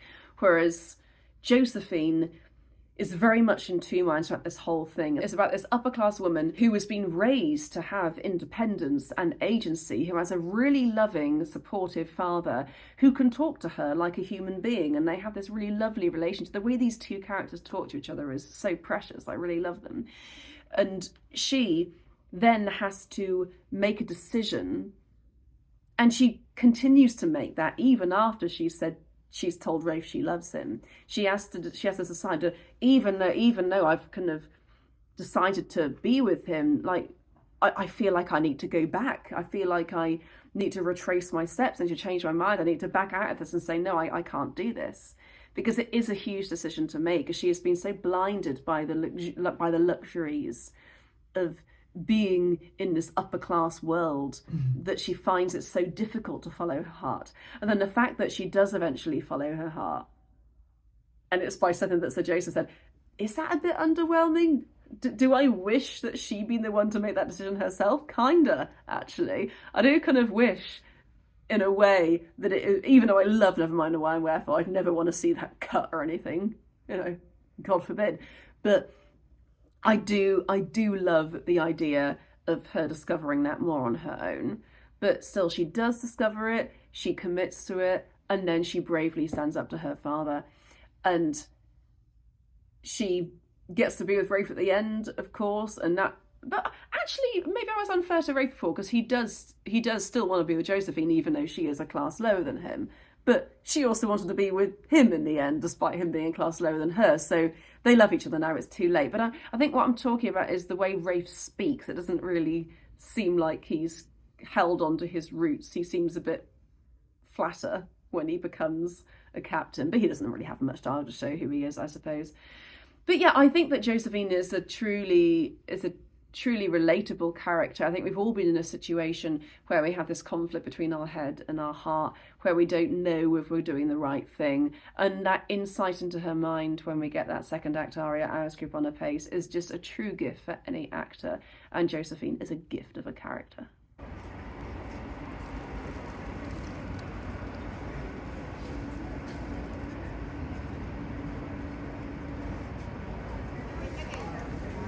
They really do like their chimney cakes in Hungary. Or is that just, maybe it's just a trend in general. I mean, I've seen chimney cakes being a kind of TikTok trend. It's what the kids are all eating now. Look at all these Gen Zers with their chimney cakes. You just can't get rid of them.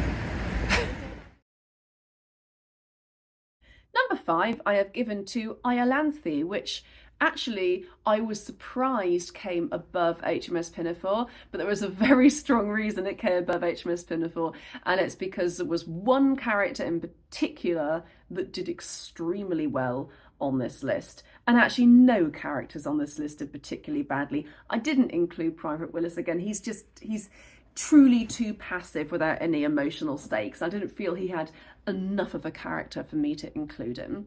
But let me tell you some of the ones that haven't done so well out of IOLANTHE. With 19 points, we have Mount Ararat, actually. So I didn't include Celia or Layla. But yeah, Mount Ararat and Tallulah, I think, actually drag IOLANTHE down. Because, well, I did mark Tallulah actually quite a bit above Mount Ararat, like 5 places above Mount Ararat. Tallulah got 23 points, so 4 points, 19, 23, those are their points. The reason I gave Tallulah like a little bit of a higher mark is because I felt that his song is truly emotional and truly personal. Whereas Mount Ararat, I felt is his songs, When Britain Really Ruled the Waves, like his song is a bit flat and basic, really, and it's just more about an institution than it is about him. But Tallulah, in his song Blue Blood, like that, it's got much more dramatic stakes, I think, than Mount Ararat's song has. And Tallulah just seems to be like the more emotional one of the two of them. His stakes just seem to be higher for some reason. But yeah, these two, apart from just being part of the House of Lords, apart from just being in that chorus and kind of being kind of quite detestable people in terms of their materialism, their distaste for the poor, their overall kind of Scroogeness. It's very appropriate since I'm doing A Christmas Carol currently. They are just not terribly interesting individually. You can't really see why they are doing what they're doing, apart from just that they fancy Phyllis.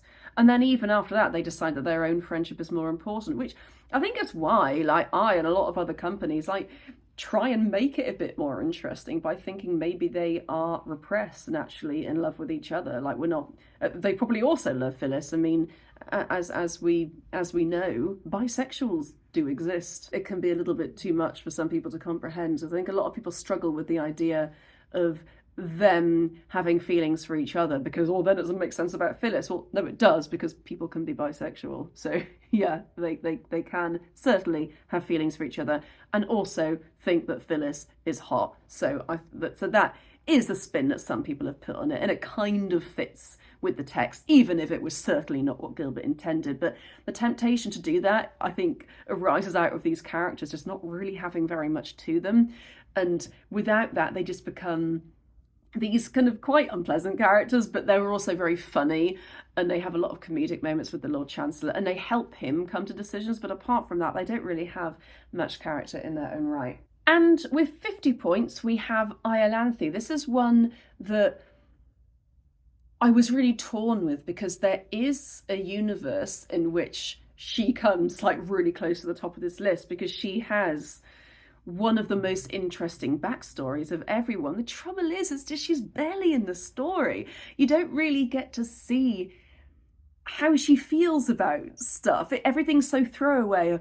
Oh, if you did, but no. You get to see a little bit, yeah, which is why she got on 50th place, but you don't get to really be with her. She doesn't let you in. She doesn't give you much information. Like, her backstory is very secretive, and while some people might guess, as a newcomer, I think you just see IOLANTHE and think, oh, she's not terribly interesting. She's not charismatic at all.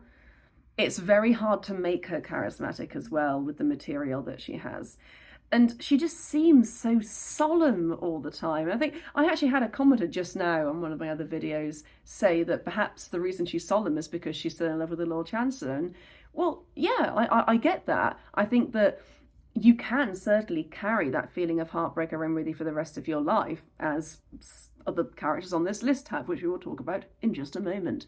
But in real life, people go through emotional colours. They're not just one note all the time. Like, even me, as a person that has very severe depression, while I'm depressed, I can still laugh and I can still react in ways that people might not always expect a depressed person to react. I think just thinking that she has a character trait that just means she's sad, yeah, you can make that choice and it is valid. It's just, I just think it's a bit boring. I think it's much more interesting to see people react to heartbreak in different ways, and ways in which you might not expect.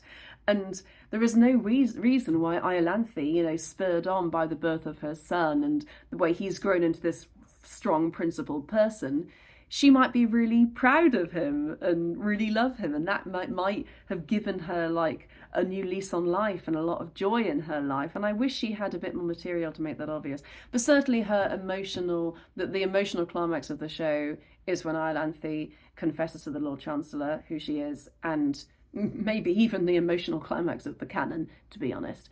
And that moment cannot be understated. And as an actor, getting the chance to do that, like, as she certainly is like a great role to play in that respect. But as a character, like, what it is about her that made the Lord Chancellor love her, we don't get to hear about any of that. We don't get to hear about their backstory, and that is a shame. You can make it up. You see, that would be what I'd like to see, a prequel to IOLANTHE, or like fan fiction. If we ever have GNS fan fiction, somebody should write IOLANTHE and the Lord Chancellor getting together like 25 years ago. That's what somebody should do. Then apart from IOLANTHE, which, she still got 50 points, everyone else in IOLANTHE did really very well indeed. So we got 65 points goes to the Fairy Queen. What an amazing part. I think even if we do get to see her being vulnerable, I think the stakes for her never really seem terribly high. And conversely, IOLANTHE's stakes, I gave her a 19 for stakes. Fairy Queen, I only gave her 16. Yes, she does have to make the decision to kill IOLANTHE, which, yeah, that can't be pleasant. But her life is only very briefly in danger, and only very frivolously in danger. But she's certainly got a lot of charisma. She gets pretty high marks across the board, but nothing absurdly high. But then we also have Phyllis with 69 points and Strephon with 79 points. I think that Phyllis's issue is that she can come across as a bit shallow, and the way in which Strephon and Phyllis can be portrayed, it can make them a bit unlikable. I mean, that was actually, and I feel okay in saying this, because I think it's okay for me to talk about professional productions, but I absolutely love Charles Court's production of IOLANTHE. But I remember one thing about it when I saw it is that it did seem that like the Phyllis and Strephon just didn't seem to like each other, and I felt that even though that's a perfectly valid choice to make with the text, and I can completely see why that choice was made, just as an audience, I mean, perhaps it's just subjective, perhaps some people really like seeing that and it's like really funny. I think people do similar things with Rose and Robin as well. So it's not an invalid choice, it's perfectly fine. But me as an audience member, I feel that when I lack empathy for these characters, when I later see them in distress, I just don't care. And so I do think that was a choice that Charles Court made, and I think that a lot of companies make that choice as well. The ENO, I like the Phyllis and Strephon, but again, you still just get this impression that they don't like each other. And I just hate that. I wish it was just a bit more nuanced than that. And the dialogue does not help. I admit that. I mean, maybe make it a bit more teasing. Just give me something so that I actually feel for them in the act finale. So I feel bad for this relationship ending. Otherwise, it just kind of leaves me a bit cold, sadly. But still, really, really well. 69 and 79 points. But yeah, I talk more about Phyllis and Strephon in my IOLANTHE dialogue video and the issues with those two as characters. But I do really love them. I think they're very charismatic. And Strephon, particularly when he's talking to the Lord Chancellor, ooh, that's amazing. So these two, they're certainly full of character and full of vividness, but when it comes to like likability, relatability, like reasons why they're doing what they're doing, dramatic stakes, they're just not as high as some of the others on this list. And I don't know how much of a journey they go on as characters. I mean, what do they learn? I guess Phyllis and Strephon, I mean, maybe they learned really communication was quite important, and maybe Strephon should have just been honest at the start, but they never actually say that. They never admit to that, and that somewhat irks me. However, here is the big one. So there are 98 items on this list. There are 98 characters that I'm ranking. And with 98 points, coming in first place, so Will is going to be absolutely thrilled with me, but this character has actually won my list. I think that the Lord Chancellor is the best character in the GNS canon. And this came about because I was thinking of, some of the characters below him, which I'll talk about later, like who have also done really well, like Ludwig, Jack Point, the patter guy from the Mikado. They get to go through like a big emotional arc, for sure. And they're charismatic and all that. But the Lord Chancellor, what he has is something that really not many characters in the GNS canon have at all. And that is that you meet him and you're kind of conditioned from what other characters have said before to kind of see him as a kind of villain. There aren't really proper villains in GNS, but he's kind of villainous. The way he talks can be quite shallow. Like, yes, you've all asked for Phyllis to be brought to you so we can choose which one of you is to marry her. He's quite transactional. But then you also do get a glimpse into his psyche in that first song. And you get to see that there is something much deeper and darker inside him, which is not just coming out in his regular conversation. And one for thou, and one for thee, but never, oh, one for me. And that is why I think, and Will would agree with me, that when an actor playing the Lord Chancellor makes the decision to throw that away and make that like, oh never, makes it something like that, it's like, why are you doing that? You've been given like a penalty shot and you've missed it. Like, what are you doing? You're deliberately going out of your way to make your character like less relatable and less likable. And I guess it's because people laughed and it goes, oh, that's silly, he's being silly, But really, that's a gift for an actor. And like, you get to see that little hint of, ooh, there's something deeper in there. And then as the opera goes on, you just get to see cracks in him. And you get to see him react to these situations and actually change as a result of them. You get to see him become more vulnerable as the opera goes on. You get something similar with Jack Point, but it's the fact that at the end, that he is just trying to fight it so much. He is trying to fight, admitting to himself that he's still in love with IOLANTHE. And then when she appears, he's forced to confront it. And that is truly the most kind of earth-shattering emotional moment in the canon between the Lord Chancellor and IOLANTHE. I would venture to say maybe Jack Point. I don't know. But certainly that moment there. And then he softens, and his love for her reminds him of what he should truly be like as a person, and that he shouldn't be kind of like doing this to Strephon, that he should have just let him marry Phyllis all along. And just in his final speech, he's just, oh, allow me as an old equity draftsman, He's speaking with respect to the fairy queen. He wants to solve this problem. And then they all band together and they go to fairyland. And it's just so...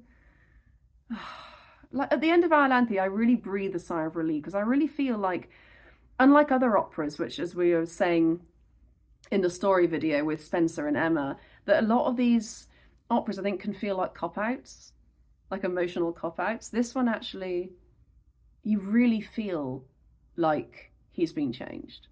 You really see him discover the error of his ways, and you get to see him shed those layers, that shield away, and just become himself and become vulnerable.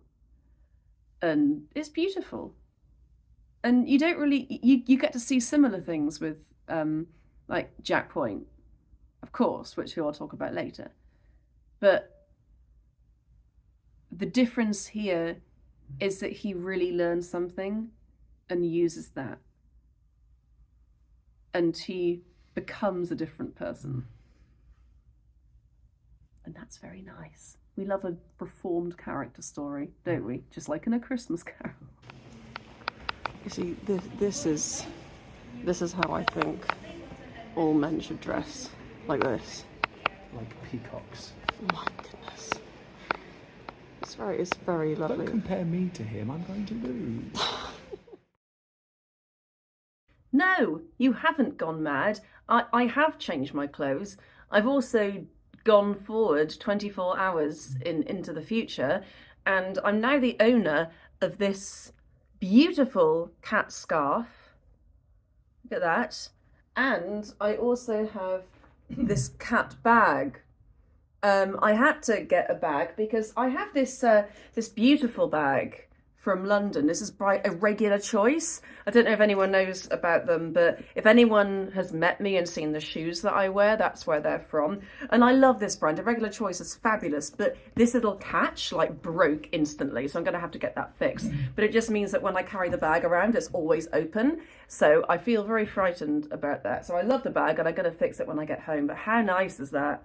Like, honestly, I think that if I'm ever coming to the city, someone should just like alert people to like put loads of cat related products in their shops, and like I will just buy everything. I am such a sucker for things that have cats on, especially when I'm missing my cats. I kind of almost feel as if buying things with cats on is like a substitute for seeing my own cats. This is something I've said a lot to people, so you may have heard me say this before, apologies if you have, but my sister, who doesn't really like cats too much, once said to me, Rachel, you do realise that cats release a chemical that like tricks you into liking them? And I said, yeah, your point is. Yeah, so I like cats, which I think you all knew.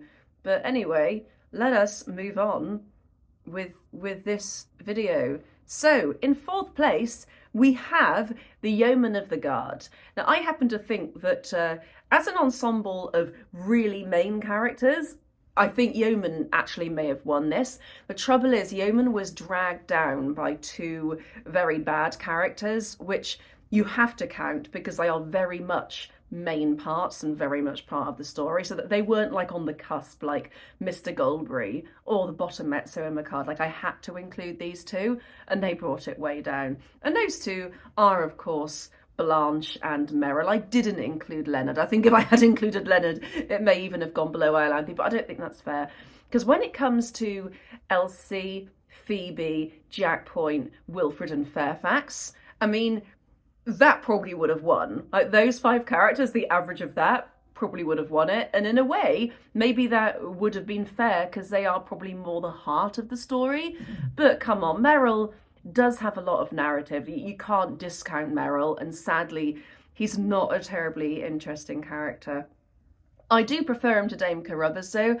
I find her very confusing. I find that she is styled as this main character who has a big part to play in the story, and she does at the end because she discovers what's going on, and like she's also the one that reveals to Fairfax and Merrill that Elsie is the one that she's looking after and Elsie is the one that married him. So you can't not include her, but she did not do very well. She only got 10 points. Merrill did a little bit better. Merrill got 25 points, What I like about Merrill, I'll tell you some things that I think give Merrill some individuality and some character. The fact that he's so soft on Phoebe and he speaks to her so nicely, it's actually kind of quite reminiscent of the Captain Josephine relationship. He's so kind to her, and I love that. I love seeing kind of wholesome family relationships in the GNS operas, or indeed any plays at all. I think it's really, really sweet how they talk to each other, how he talks about Leonard, like he really loves his children and he speaks so highly of them. And yeah, he's a little bit disparaging of Phoebe and her interests, but in a way that really lets you know that he loves her. But apart from that, Merrill doesn't really have too much individuality. He's certainly very brave. He's willing to, you know what, I'm going to have to close the bathroom door because all I can do, I'm speaking like this because I can just smell sewage. Yeah, just shut the door. It's horrible, isn't it? It is. It's disgusting. Hello, everybody. Something that we do know about Merrill is that he is brave enough and willing to sacrifice his own life in return for saving Fairfax's, and that is something admirable. I do like that about Merrill. How relatable that is, I don't know. I mean, I would say that I like Dan. I don't even know if I'd die for you. What? Like, I don't know if I would. The thing is, I would like certainly put everything on the line if I thought you were going to die, but I wouldn't deliberately sacrifice my own life in order to save yours. Well, that is just... I don't know what to say to that. I'm afraid I'm going to have to... And like, I love Dan like so much. I love him more than anyone has ever loved anyone in history. I love Dan. Have to rethink our relationship now. I love him, but like that's like something that I don't know how much I can relate to that as a person. Like, I suppose. I guess actually he is quite a lot older than Fairfax, I suppose. So I imagine that he sees that his life is kind of not over, but I guess he would willingly give away the rest of his life in order to save Fairfax, which I guess does make a little bit more sense than like one half of a couple giving up their life to save the other. So yeah, actually, maybe that is kind of relatable, like in a way that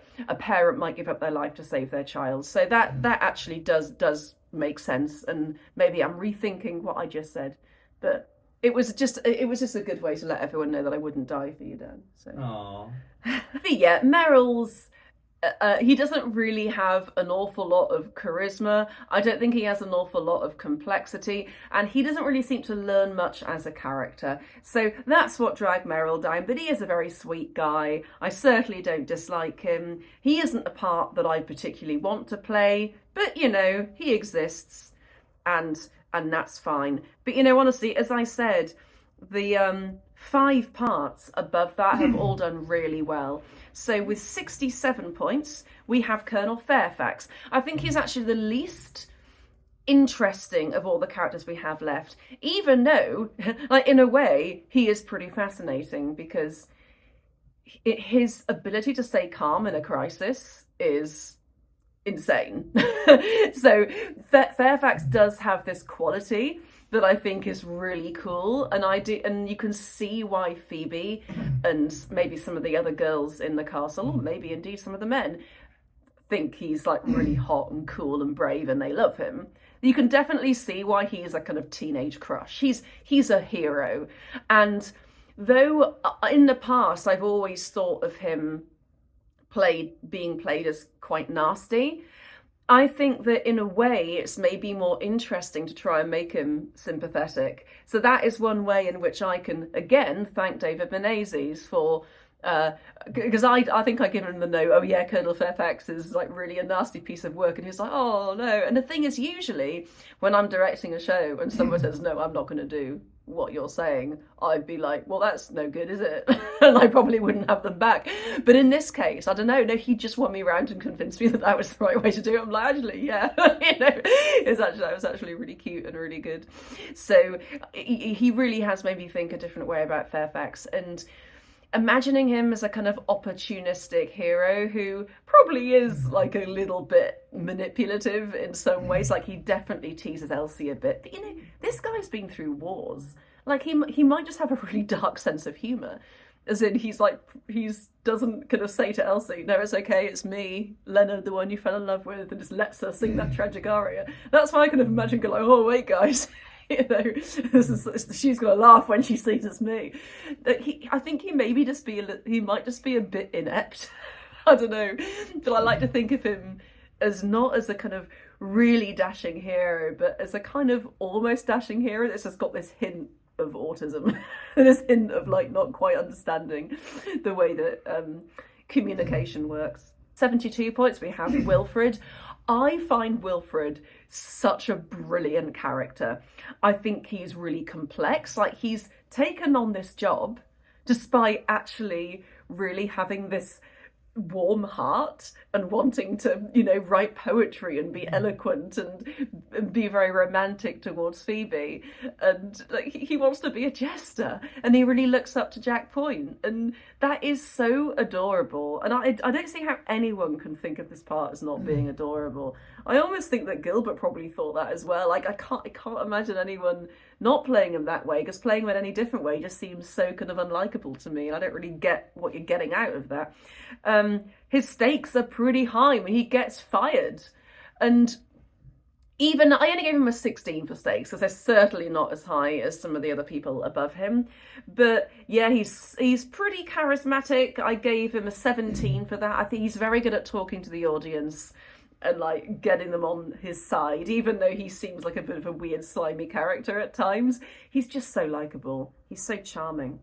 And then above Wilfred, we have, with 86 points, we have Elsie Maynard. Now, she has done really, really well. I think maybe I expected her to do better. I actually ended up putting Julia slightly above her, only 2 above her. I put one other one between that, which I will get to. But I do think that Elsie is, like, her stakes are tremendously high. I gave her an 18 for that. Her life is never in danger, so I don't think I could really give her higher. But I gave her an 18 for dramatic emotional stakes. I gave her a 17 for complexity. I mean, and as we're getting to these high positions here, like a 17 like can actually bring a part down. Like, same with enjoyment as well. Sometimes I don't particularly enjoy seeing portrayals of Elsie because she can come across very tragic and solemn from the get-go. Like, I don't think her dialogue really gives her the opportunity to play and kind of make her into like a really joyful character. It's a lot of work for an actor. It's certainly fun. It's a great fun part for an actor to play, which is why she's so high. But that is the reason she came below Ida, Julia, Hilarion. I do think that she isn't quite as easy to relax into, I think, as some of these other parts. But hey, she's got loads of emotional stakes, loads of charisma. She is so strong when she speaks back to Fairfax, a soprano lead character who has this ability to speak back to the romantic tenor hero. And that is pretty cool, considering their, you know, class difference as well. Like, she was certainly very strong to do that. And she obviously feels a lot for Fairfax, but then she has this conflict where she also clearly is very fond for Jack Point as well. I mean, you can play it where she doesn't like him, but again, I don't really know what you'd be getting out of that. Because I feel like if Jack Point has no hope from the start, then he's just tragic all the way through. But if you give that character hope by making it seem like Elsie is really fond of him and maybe it could go that way, I just think you get more out of the story. I just think it's a more engaging story that way. Above her, with 91 points, we get Phoebe. I think Phoebe is actually a slightly better character than Elsie, and she's actually in the top 10. She's 8. She's number 8 in the best characters in the GNS canon, and actually the second best traditionally female part in the canon. I gave her really high marks across the board. She gets a 20 out of 20 for like charisma, likability and enjoyment. This is such a fun part to play. The dialogue she gets to say is amazing. She really gets a chance to like show everyone who she is, and she's so well-rounded and complex as a character. I gave her an 18 because I think there are maybe a couple like the Lord Chancellor who have like a bit more of like a satisfying and interesting character arc than she does. But you do see that she does kind of learn to, well, it's not so much that she learns, she just seems to grow up a little bit. over the course of the story, she seems to absorb everything that's happening to her, and she goes from being this lovesick teenager who's kind of quite apart from the world, and then she really gets like entwined in this plot, and then as a result of that she gets really close to the man she loves. And that's the bit of the story which I wish we could see more of. I wish we could see more of Phoebe's and Fairfax's interactions, and like I wish there'd been like a duet between them or something, like at the beginning of Act 2. Or like, I wish we'd seen like a bit more of Phoebe and Fairfax and Elsie kind of interacting before they interact in the quartet scene, because that is so powerful. But I think it would have been even more powerful had we understood what these characters' relationships were initially. And I'd love to see Phoebe just getting more and more jealous of Elsie, like throughout that second half. I'd love to see that. So I do think that she loses a couple of points because we don't really get to see that part of her journey. Whereas we do really get to see every part of the Lord Chancellor's journey. I mean, he's the yardstick to which these characters are all measured. And then finally, the best point, I think, in Yeomen of the Guard, with 96 points and coming in third place, is Jack Point. So, yeah, his stakes are a 20. Because traditionally, he falls insensible. Some people say he even dies in this. He gets a 20 for charisma, 19 for character arc. The only reason I docked 1 point is because even though he goes on this huge emotional journey, I don't know if he really changes or learns much. You get that's what I think the challenge is for somebody playing Jack Point, is to really start off one way and then finish another, and not kind of play the tragic brokenheartedness too early. I think sometimes you see Jack Point at the start being like an alcoholic. I remember there was this Carl Rosa production like 2006, which I did not particularly enjoy, when Jack Point was this kind of older man who was an alcoholic, and he was just that all the way through. And it's like, what do you get from that? Because you never feel, I mean, you certainly feel sympathy for the character, but you don't really feel like he's gonna win from the start. So when he doesn't, you're just like, oh, okay. You want to feel like this man could be the hero. And so he does have a tremendous amount of scope. But I absolutely adore this character. I would love to play Jack Point one day, as would, I think, most people that love GNS. I put him above Ludwig because he just has much more emotional scope than Ludwig. But then again, I actually think that Ludwig may be like a more kind of interesting role to play in terms of material. But we're not judging roles here, we're judging characters. And I do think that Jack Point is a more interesting character than Ludwig. So I was wrong about, I mean, aside from the fact that these babies are eating watermelon, Which is very cool. this is actually the most beautiful man. I mean, apart from you, of course, my darling. But I appreciate that. oh my goodness, can you imagine doing a Princess Ida with costumes like this? Like, if that's hilarious. Oof. Oh, look at her. She's so cute. I love it. Just imagine. Oh, that is beautiful. Absolutely stunning. What a great outfit. People should still dress like this.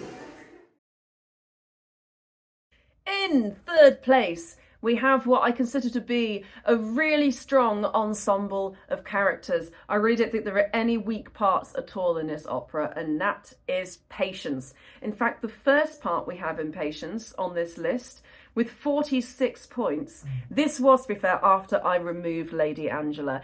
I did think that this, when I was debating with myself, whether or not Mr. Goldberry should be in there. Mr. Goldberry does really drive the plot. He really brings that culture over. And then he also encourages the twins to think about English fashion and culture in a different way and helps them to their awakening. But Angela is like a catalyst for Patience, but I don't really feel like it's because of who Angela is. I think Angela is just representative of the Maiden's Chorus at that point, and it's not her individually that really drives the story.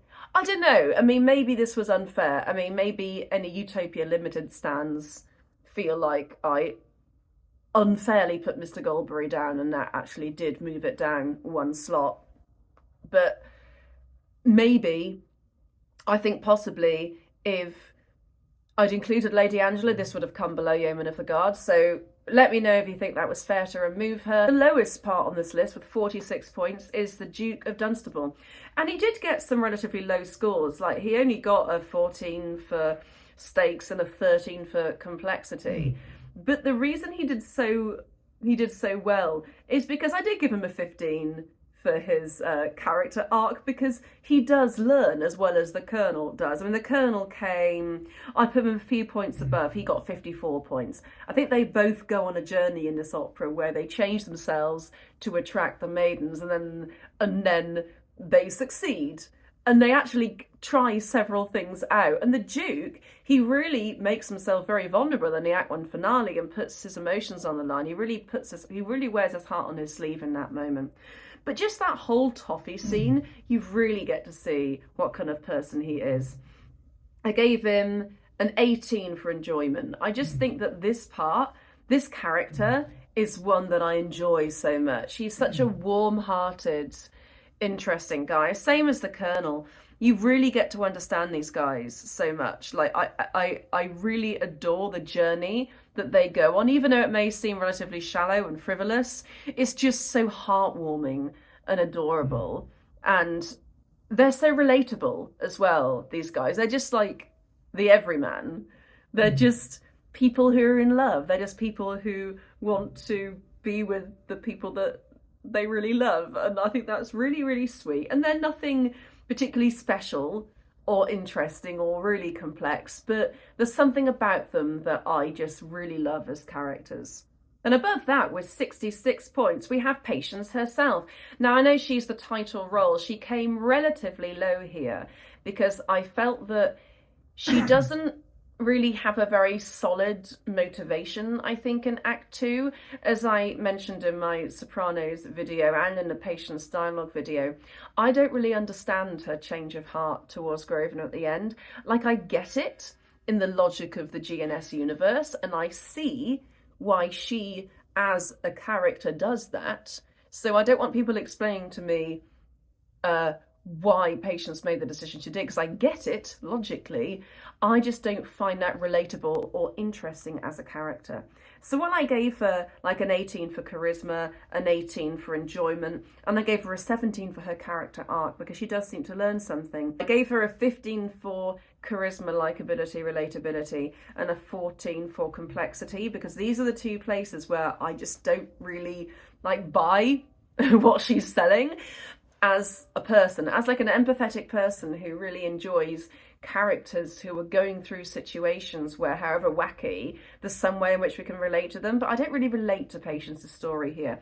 So even though she's got some great material and some great potential as a character, I find her maybe less interesting than some of these other leading characters.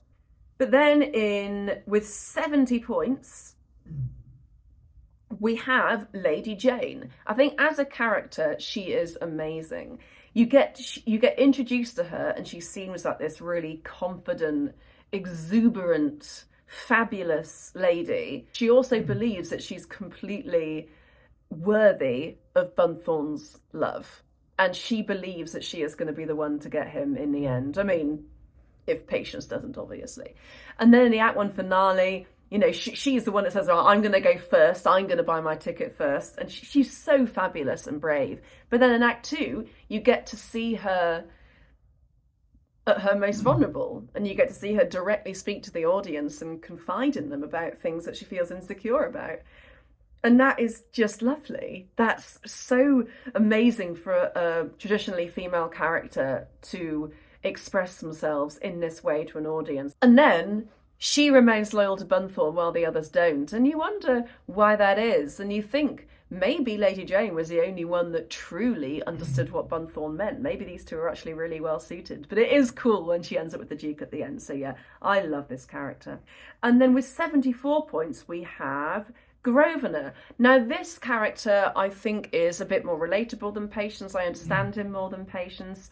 I gave him an 18 for charisma, likability. I think he is just so beautiful, so likable, so aesthetically pleasing. I think this character just has a little bit of everything. Where I think he lacks slightly is his character arc. I don't think he really changes or learns very much, but certainly I think he's complex as a character. He has his high emotional stakes. As an actor, I think you get a lot of enjoyment out of playing this part.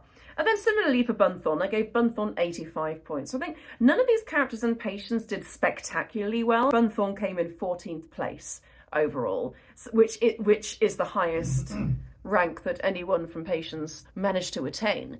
But just on the whole, they were all clustered in the middle, the Patience parts. It was a very consistent ensemble of characters. And I've talked about Bunthorne a lot in the Paterol's video. As a character, this idea that he's this person who really wants admiration, and he's just this narcissist that just wants to be popular, that wants people to like him. And he does this by actually using his intelligence to write poetry that sounds like it might be intelligent, but really means nothing and is completely empty. But anyone listening to it is like, oh wow, I don't understand that, so it must be really deep. That is what I think a lot of people imagine all modern art to be, whereas a lot of modern art is actually genuinely extremely meaningful, and finding the meaning in things and understanding that different people can find different meanings in art. It's such a valuable and worthwhile thing to do. And that's why, like, I love sharing with you guys like my interpretations of these characters, but I know that other people will have different interpretations, and that's completely fine. I mean, yeah, as much as I'm saying, oh, I hate it when these characters are performed in this way, and I hate that, and I hate that, as much as I say that, when I go to any of these operas and I see them being performed by people who love doing it, I'm going to be clapping the loudest out of everyone. Like, honestly, I am the biggest supporter ever of GNS happening, and I love it. There's very few times when I think things are truly egregious in performances, and that was, like, for example, when ENO had those stupid dancing soldiers in the Yeomen of the Guard. Like, that annoyed me, because they happened during his Life of Boon. I was like, what are you doing, guys? What are you doing? You're just demeaning the whole thing.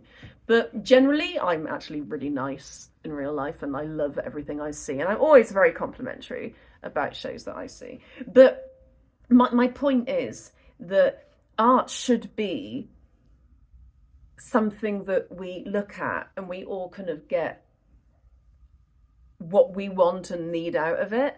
But what Bunthorne is giving is just this emptiness, which, you know, actually, as I say, like, might be quite valuable, because people will kind of read that and then they will assign meaning to that, and maybe that'll do something for them. So I don't actually think that Bunthorne's poetry is completely ridiculous. I think that maybe some people would have got something from it, but he is deliberately playing upon these people's vulnerability and their liking of this fad of asceticism, and that I find him really fascinating for that. But I don't really think he's a villain. You know, as I say, he is a clever person. He is writing well-constructed poetry, even if he doesn't believe it means anything. And that poetry is obviously bringing enjoyment for people, even if that enjoyment is based on something that they've just been told to enjoy. But Lady Jane seems to see something in him. And she's quite a rich and complex character. So, hey, but it's just the choice to do that. The choice to be that person and have people follow you around. And then when he comes and he confesses to us, the audience, what he's been doing, as an actor, that is such a fun character to play. You get an absolute ball out of playing Bunthorne. You can be so funny with it. I know we're talking about characters here and not roles, but I mean, he's such a funny character, and this is why we love Bunthorne. Yeah, but my question is to this guy: how tall did you say your son was? Oh, okay. Thanks for answering my question.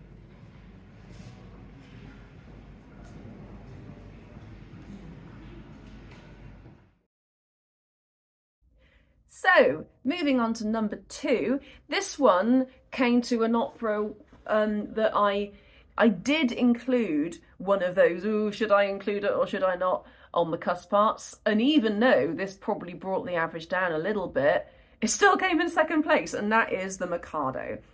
The Mikado has an excellent ensemble of characters, and I actually could have included the auxiliary baritone. I didn't, because I felt like him as an individual, he doesn't really have much character or stake, so I didn't. A bit like Lady Angela, like as an individual, he doesn't really. Whereas Mr. Goldberry has an individual personality in that he is the company promoter that Zara has brought. And he has a set list of things that he's come to do. And he has knowledge, like expert individual knowledge that he helps them out with. But like the auxiliary baritone and Mikado doesn't really have any of that. He's a great role to play, but he's not really like a character in himself. He's not really a well-crafted character. The lowest part in Mikado went to that bottom mezzo character, but even she still got 17 points. Between Cyril in 81st place and Lady Sangazier in 83rd place. So I think this part is really fun. I gave her a 15 for charisma likability. She just gets a 10 for her character arc because I don't really feel like she learns very much, but she gets a 17 for stakes. And if she almost dies, she is part of that trio. She comes forward and she is an individual. Like her vanity and her desire to be a part of something does spell a temporary downfall to her. So I do think she deserves to be on this list. But yeah, she is, as a lot of characters in Mikado are, rather shallow, which did bring her down ever so slightly. But then the next part gets 53 points. So in 46th place, we have the Mikado himself. And I honestly, I find this man such a fascinating character.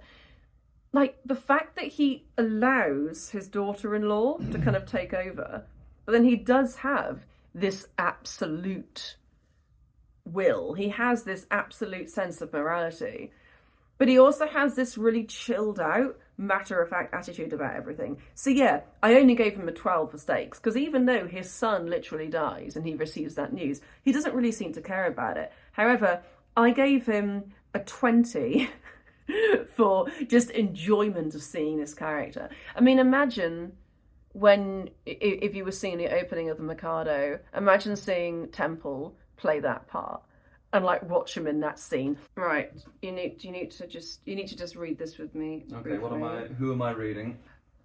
Dear, dear, dear, this is very tiresome.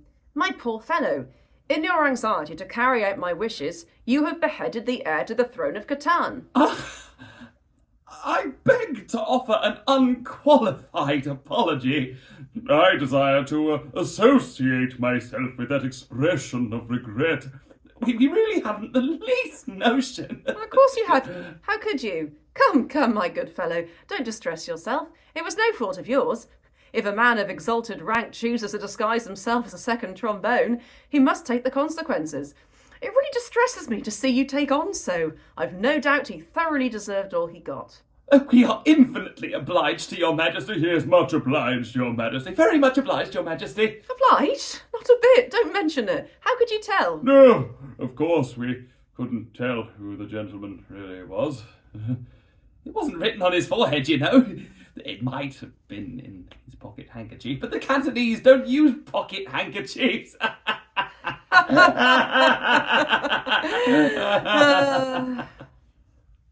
I forget the punishment for compassing the death of the heir apparent. Punishment?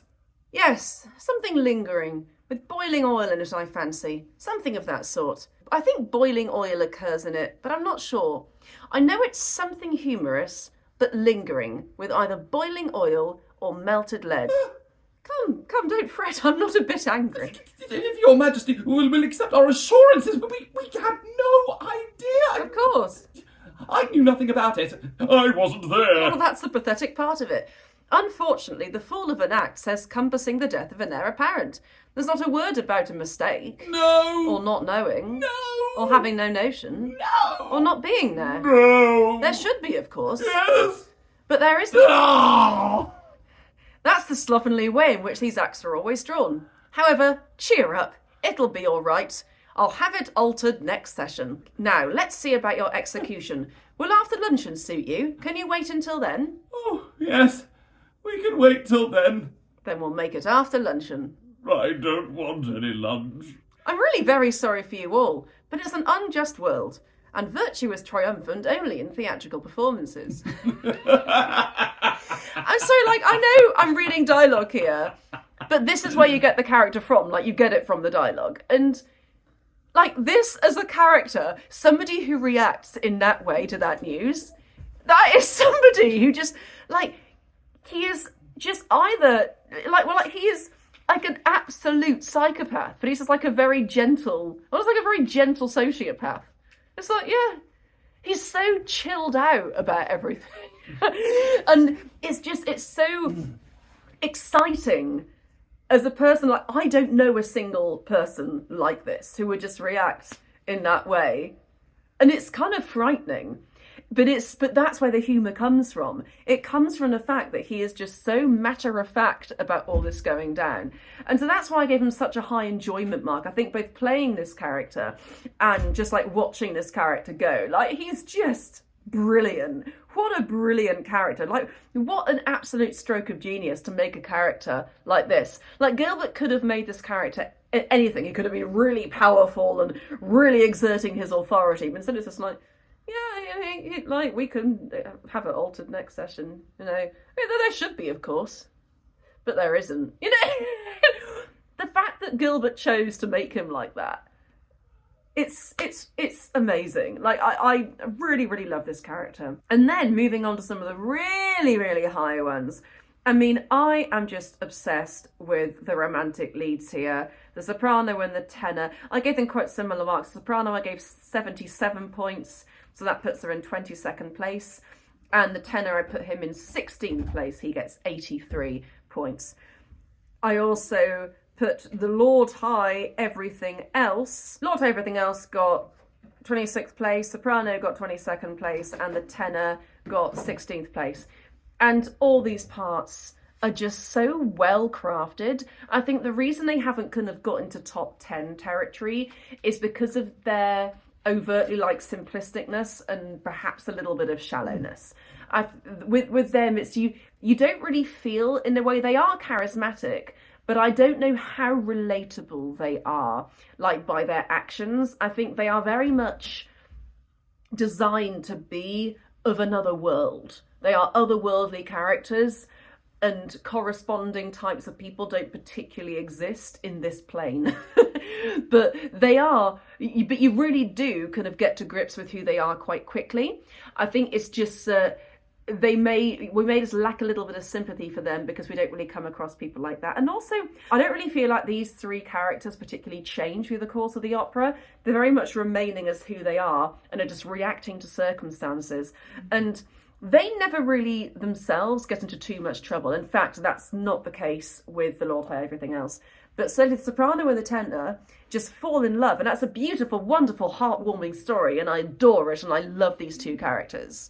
But they don't particularly go on much of a journey after that because they're very sad, of course, but just expressing sadness isn't really a character trait in itself. That's something that, you know, people go through, and it's not kind of particularly interesting. But as soon as they go off, you know, that's the end for them. Their character journey is done. Whereas other characters, like the ones we haven't talked about yet, their character arcs are more take the length of the opera. In 12th place, I put the alto lead. I adore this character. I gave her very high marks everywhere. She didn't get such a high mark for narrative because she's not in it a huge amount. So I think much like Elsie, she maybe doesn't quite get the chance to show like all the parts of her because she just appears those three separate times really, like, and then a tiny bit at the end. You do get the impression of who she is, a little bit like Lady Jane, but I think kind of more interesting than Lady Jane. She does come on with this really powerful presence, but then immediately shows this more vulnerable side of herself. And she's a frightening character too. Like, she comes on stage, and as a character, you get the impression that she would kill you for looking at her funny. And there's a real sense of danger from her presence, and that's very exciting. So there's a lot of really awesome things about this character. She's highly complex. The idea that anybody in this level with this level of power, with this level of status, would be ever chasing after somebody. That's really interesting. If you imagine marriages between like royalty in the real upper classes, I don't really know how much conflict there would have genuinely been there. I mean, I think marriage was more of a transactional thing. So the idea of this being like a proper love story where she falls in love with the tenor and then has to like pursue him across the country because he's run away from her. And then her realizing over the course of that scene with the patter guy that maybe she could love somebody else. Of course, you can play it very simplistically. You could just play it as she actually develops some kind of empathy, which is quite interesting in itself. But certainly there's a real change that she has there. There's a real gear change for her, which is what I love. And finally, with 97 points and in second place, we have the Lord High Executioner himself, the patter guy. And I gave this guy a 20 for stakes. He is so anxious all through this whole thing. Also a 20 for complexity. This is a man who, he was just this ordinary guy who was arrested for flirting and sentenced to death, then randomly given this really, really high status. But he knows, he must know that that could fall away so easily. Like in this world, like people just get sentenced to death so easily. Like life and death is just such a trivialized thing, but you can really see how much he's feeling it. You can really sense his anxiety in the Big Black Block song. That is honestly like kind of all the walls are closing in on him. Like you really get the sense that he is looking straight ahead into his demise, and you are feeling that with him. 18 for character arc. I think that you do get some gear changes with the patter guy and the Mikado. Certainly towards the end, he stops being so anxious and he realizes, oh, I can actually use this story that I know to try and engineer the situation. And you do get the impression, especially from the 1966 version, you do get the impression that him and the alto could really learn to love each other, and that's like a fascinating relationship. I want to see where they go afterwards. So absolutely love this character. He is one of the most loved characters in GNS, maybe the most loved character. I just think the Lord Chancellor slightly pips him to the post, because he's just got, is that the Lord Chancellor is just so much more repressed, and then you get to see it come out over the course of the opera in the form of this like weird psychedelic nightmare, and then subsequently to the most dramatic moment in the canon. So I do think the Lord Chancellor deserves to beat him as a character. Maybe as a role, it would be a bit different.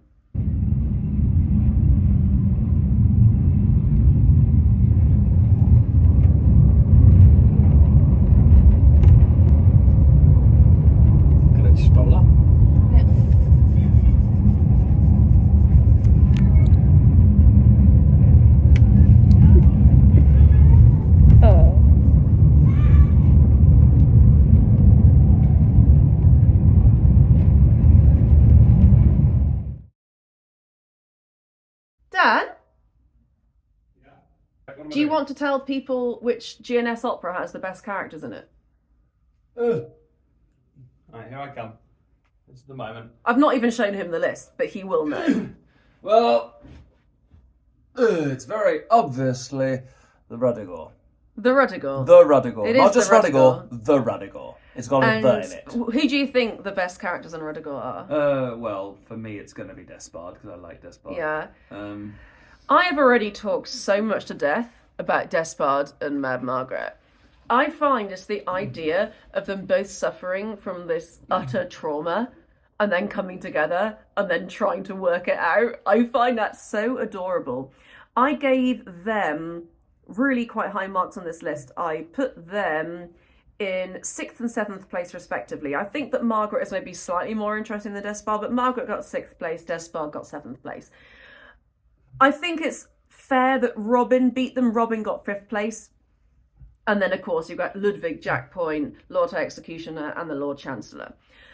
The reason they didn't come higher is because it's this same problem with Elsie and the alto and Mikado. You don't really see enough of their journey to get a real idea of how things change for them. So, but they are just my absolute top characters. I'm going to talk about them a bit more in a moment. But before I do that, let me talk about the characters that maybe didn't do like so well from RUDDIGORE. With 33 points, you know, that's still a very decent first mark, is Roderick. I didn't include Old Adam because I felt that he is really more of a plot device than a character in himself. I don't really think that he has any real defining qualities as a character. He is a device to help the audience understand that Robin is really Riven, and I didn't really think it was fair to include him. But Roderick got 33 points, I think, as somebody who is a ghost who it kind of exists as a painting. That is fascinating in itself. I don't think he has like huge emotional stakes, but just in terms of enjoyment of the character, I gave that a 16. Complexity, I gave a 15 too, because I think, yeah, just the idea of him living as a painting is just really, really cool. I gave 40th place of 59 points to Dame Hannah. Even though she seems ostensibly like quite a dull part, I've really changed my opinion about Dame Hannah through making these videos. I think she's got, I mean, she does have some wonderful material as well, but Dame Hannah as a character, she seems like she's this frail old woman, but she has this really fascinating backstory. So she has these very strong morals. She rejected Roderick after she realised who he was, and then committed herself to a life as a maiden. And so she knew she was never going to fall in love with anyone else ever again, but that was more preferable than being the wife of a baronet of RUDDIGORE.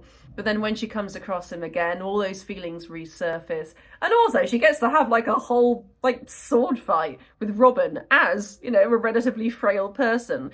And as a character, that's just, she's so badass. I love Hannah.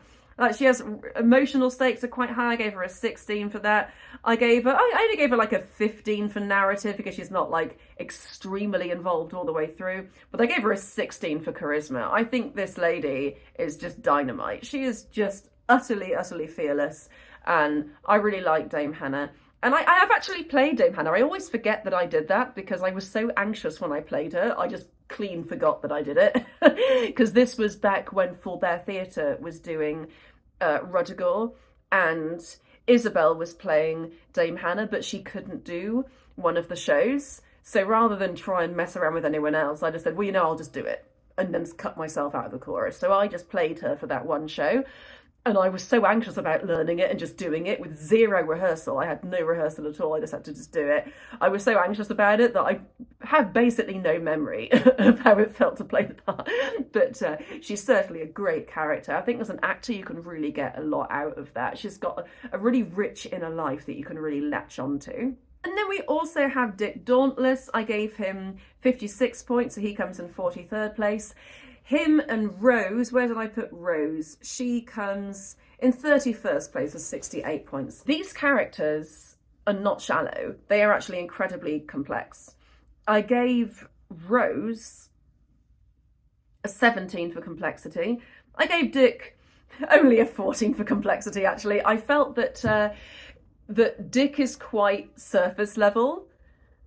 But then again, you do see a different side to him when he tells Despard about Robin's true identity. So maybe I should have given him a bit more credit for that. Maybe Dick should have come a little bit more higher as a result of that. But I feel he's in the right place.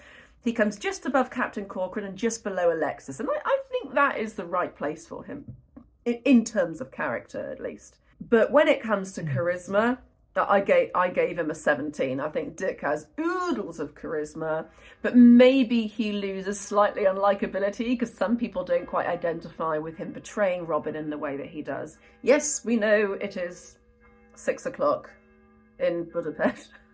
I also only gave him like a 14 for narrative, and Rose only gets, Rose actually gets a 17 for narrative. That's quite a lot higher because I suppose that she is part of the main romantic couple, and she is really part of Robin's emotional journey, and Robin ranked really high. But these two, I think, they fall down because they're not really involved in the whole story, and they don't have much of an arc. They don't really have much scope for change as some of the other higher up characters do. They don't really grow or evolve as characters. Having said that, they don't. Rose, this person who is attached to this book, who was abandoned as a baby, who has developed all these neuroticisms. That is fascinating to me, and I'd love to be able to play Rose one day, please, if somebody would make that happen for me. Margaret and Despard, though, and let's just go back to these characters. The only place that Margaret falls down is just the narrative. I only gave her a 16 for that because she doesn't play any part in like the main narrative, but on her own, because she just has so much weight and so much charisma. Like I gave her a 19 for charisma. I think she's incredible. And Despard as well, like I gave him an 18 for charisma. He just gets 18, 18, 18, 19, 19, 19. Like he gets really high marks, and yeah, so does Margaret basically. But these two characters, I find their neuroticisms, I find their mental illness, the trauma that they've gone through, the way that they deal with that trauma, the way that they change abruptly in the Act 1 finale, but in a way that you can very much relate to. So the relief, like when Despard, like that scene where Despard speaks to Dick Dauntless is just mind-blowing. Like when Dick Dauntless comes on, well, after Despard's huge monologue, and then Dick Dauntless comes on, and then you get this moment where Despard realises, I'm free. I'm free. So he goes through so many emotions here. Dan, didn't you talk to me about this? Didn't you talk to me about the journey that Despard goes on through that scene with Dick Dauntless? Oh God, yes. Because his first one is like, he realises that Robin didn't die, and that's like my brother didn't die. Oh, that's amazing. I get to see my brother again. Oh my God, what the hell did he do to me? And this means I don't need to do this anymore. So even in that one scene, he goes on such an emotional journey.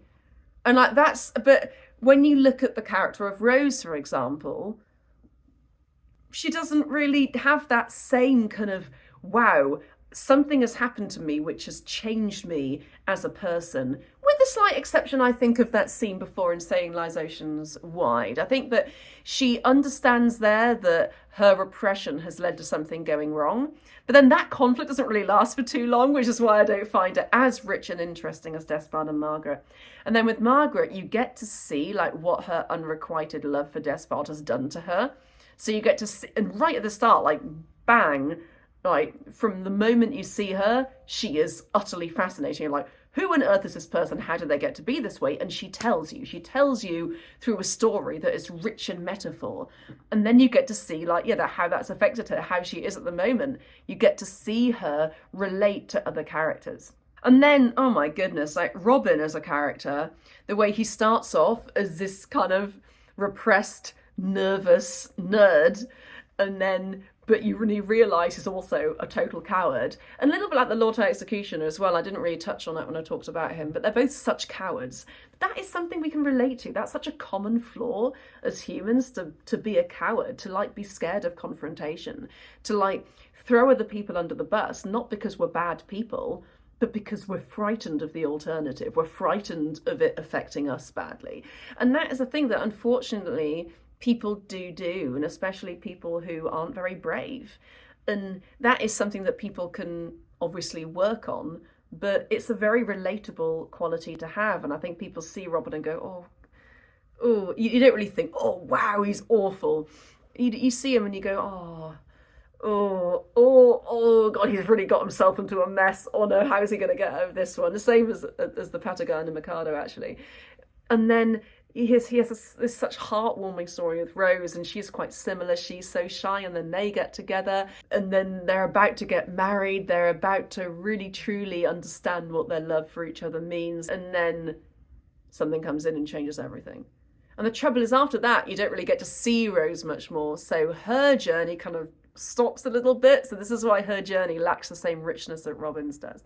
And this is something that I'm going to state again, even though I did say it in my Ruddigore dialogue video, something that Will suggested at the end of the sequence where Rose and Dick Dauntless come to ask for his blessing for them to be married. He doesn't then have a monologue about how sad he is. He just doesn't talk about it again. And to me, like, that is, and like, it was Will that said this to me first, but I really resonated with it as well. To me, that is so telling of his mental state, because he's just completely broken and he can't even face it anymore. Like, the love of his life, who he just got together with, and then they were just torn apart the moment they were about to be married. And then he has to face the fact that these ghosts are probably going to kill him. He didn't even have one day with her. It's so sad. Imagine what that poor man's going through. So, you know, Robin, Margaret, Despard. And what I haven't talked about yet is what I think, to me, makes Ruddigore decidedly the best ensemble of characters, closely followed by the Mikado, actually, isn't just the quality of the individual characters, because Yeomen has, as I say, some of the best individual characters in the canon, but because its dialogue is maybe a bit weak, you don't really get to see these characters successfully communicate with each other, like in a way that really makes us understand exactly who they are. Like, they take a lot more introspection, whereas the characters in Mikado, and like especially Ruddigore, really communicate so well with each other that in ways that are so reflective of their characters that you just understand who these people are, and they're so relatable. And all these scenes, like the Rose Margaret scene, the Dick Dauntless Rose scene, the Robin Rose scene, the Dick Dauntless Despard scene, the Despard Margaret scene at the end, they're all just, they're pieces in themselves. They're almost pieces of music with how well crafted they are, yet also how conversational they are, and kind of like lack of any kind of flowery language. And that is why, like, truly for me, I wasn't at all surprised that Ruddigore won this. I do think as an ensemble of characters, Ruddigore is just the best one. But I do think Mikado does closely follow it. It's just that the Ruddigore characters are kind of realer. They're more in this realm, whereas the Mikado characters were designed to be part of a fantasy realm. But within that fantasy realm, they are also very consistent. So even though Ruddigore won, I do still think that Mikado is having a very strong ensemble of characters also. And then closely followed by Patience and Yeomen, who have some superb individual characters. Patience has this really consistent ensemble. And then we have IOLANTHE, which has some spectacular characters, especially the Lord Chancellor. And then, you know, even in the weaker operas, we still have these fabulous characters and they still communicate very well. Like Pirates has Mabel and Frederick, who are just so adored. We have Ida and Hilarion. We have Ludwig and Julia. So many fabulous characters. You can see the full list of my rankings of, you know, purely the character and not the role itself below. I do hope you like my rankings and agree with this. I'm coming to you from Budapest. I hope you've enjoyed my little segments where I've explored the city with Dan. I don't usually have much chance to do sightseeing on this tour, but we had 2 whole days off in this city, which was an absolute gift. So I had a lot of fun filming that for you guys, and I do hope you enjoy it. The Kizil Elma Palace in Buda. In the courtyard of the palace, there is an incomparably beautiful huge basin made of white marble, into which Hungarian artisans have cast bronze snails as large as royal jugs. Above these snails, a large bronze goblet has been placed. Clear water pours into the basin, all around, from scary white goblin heads.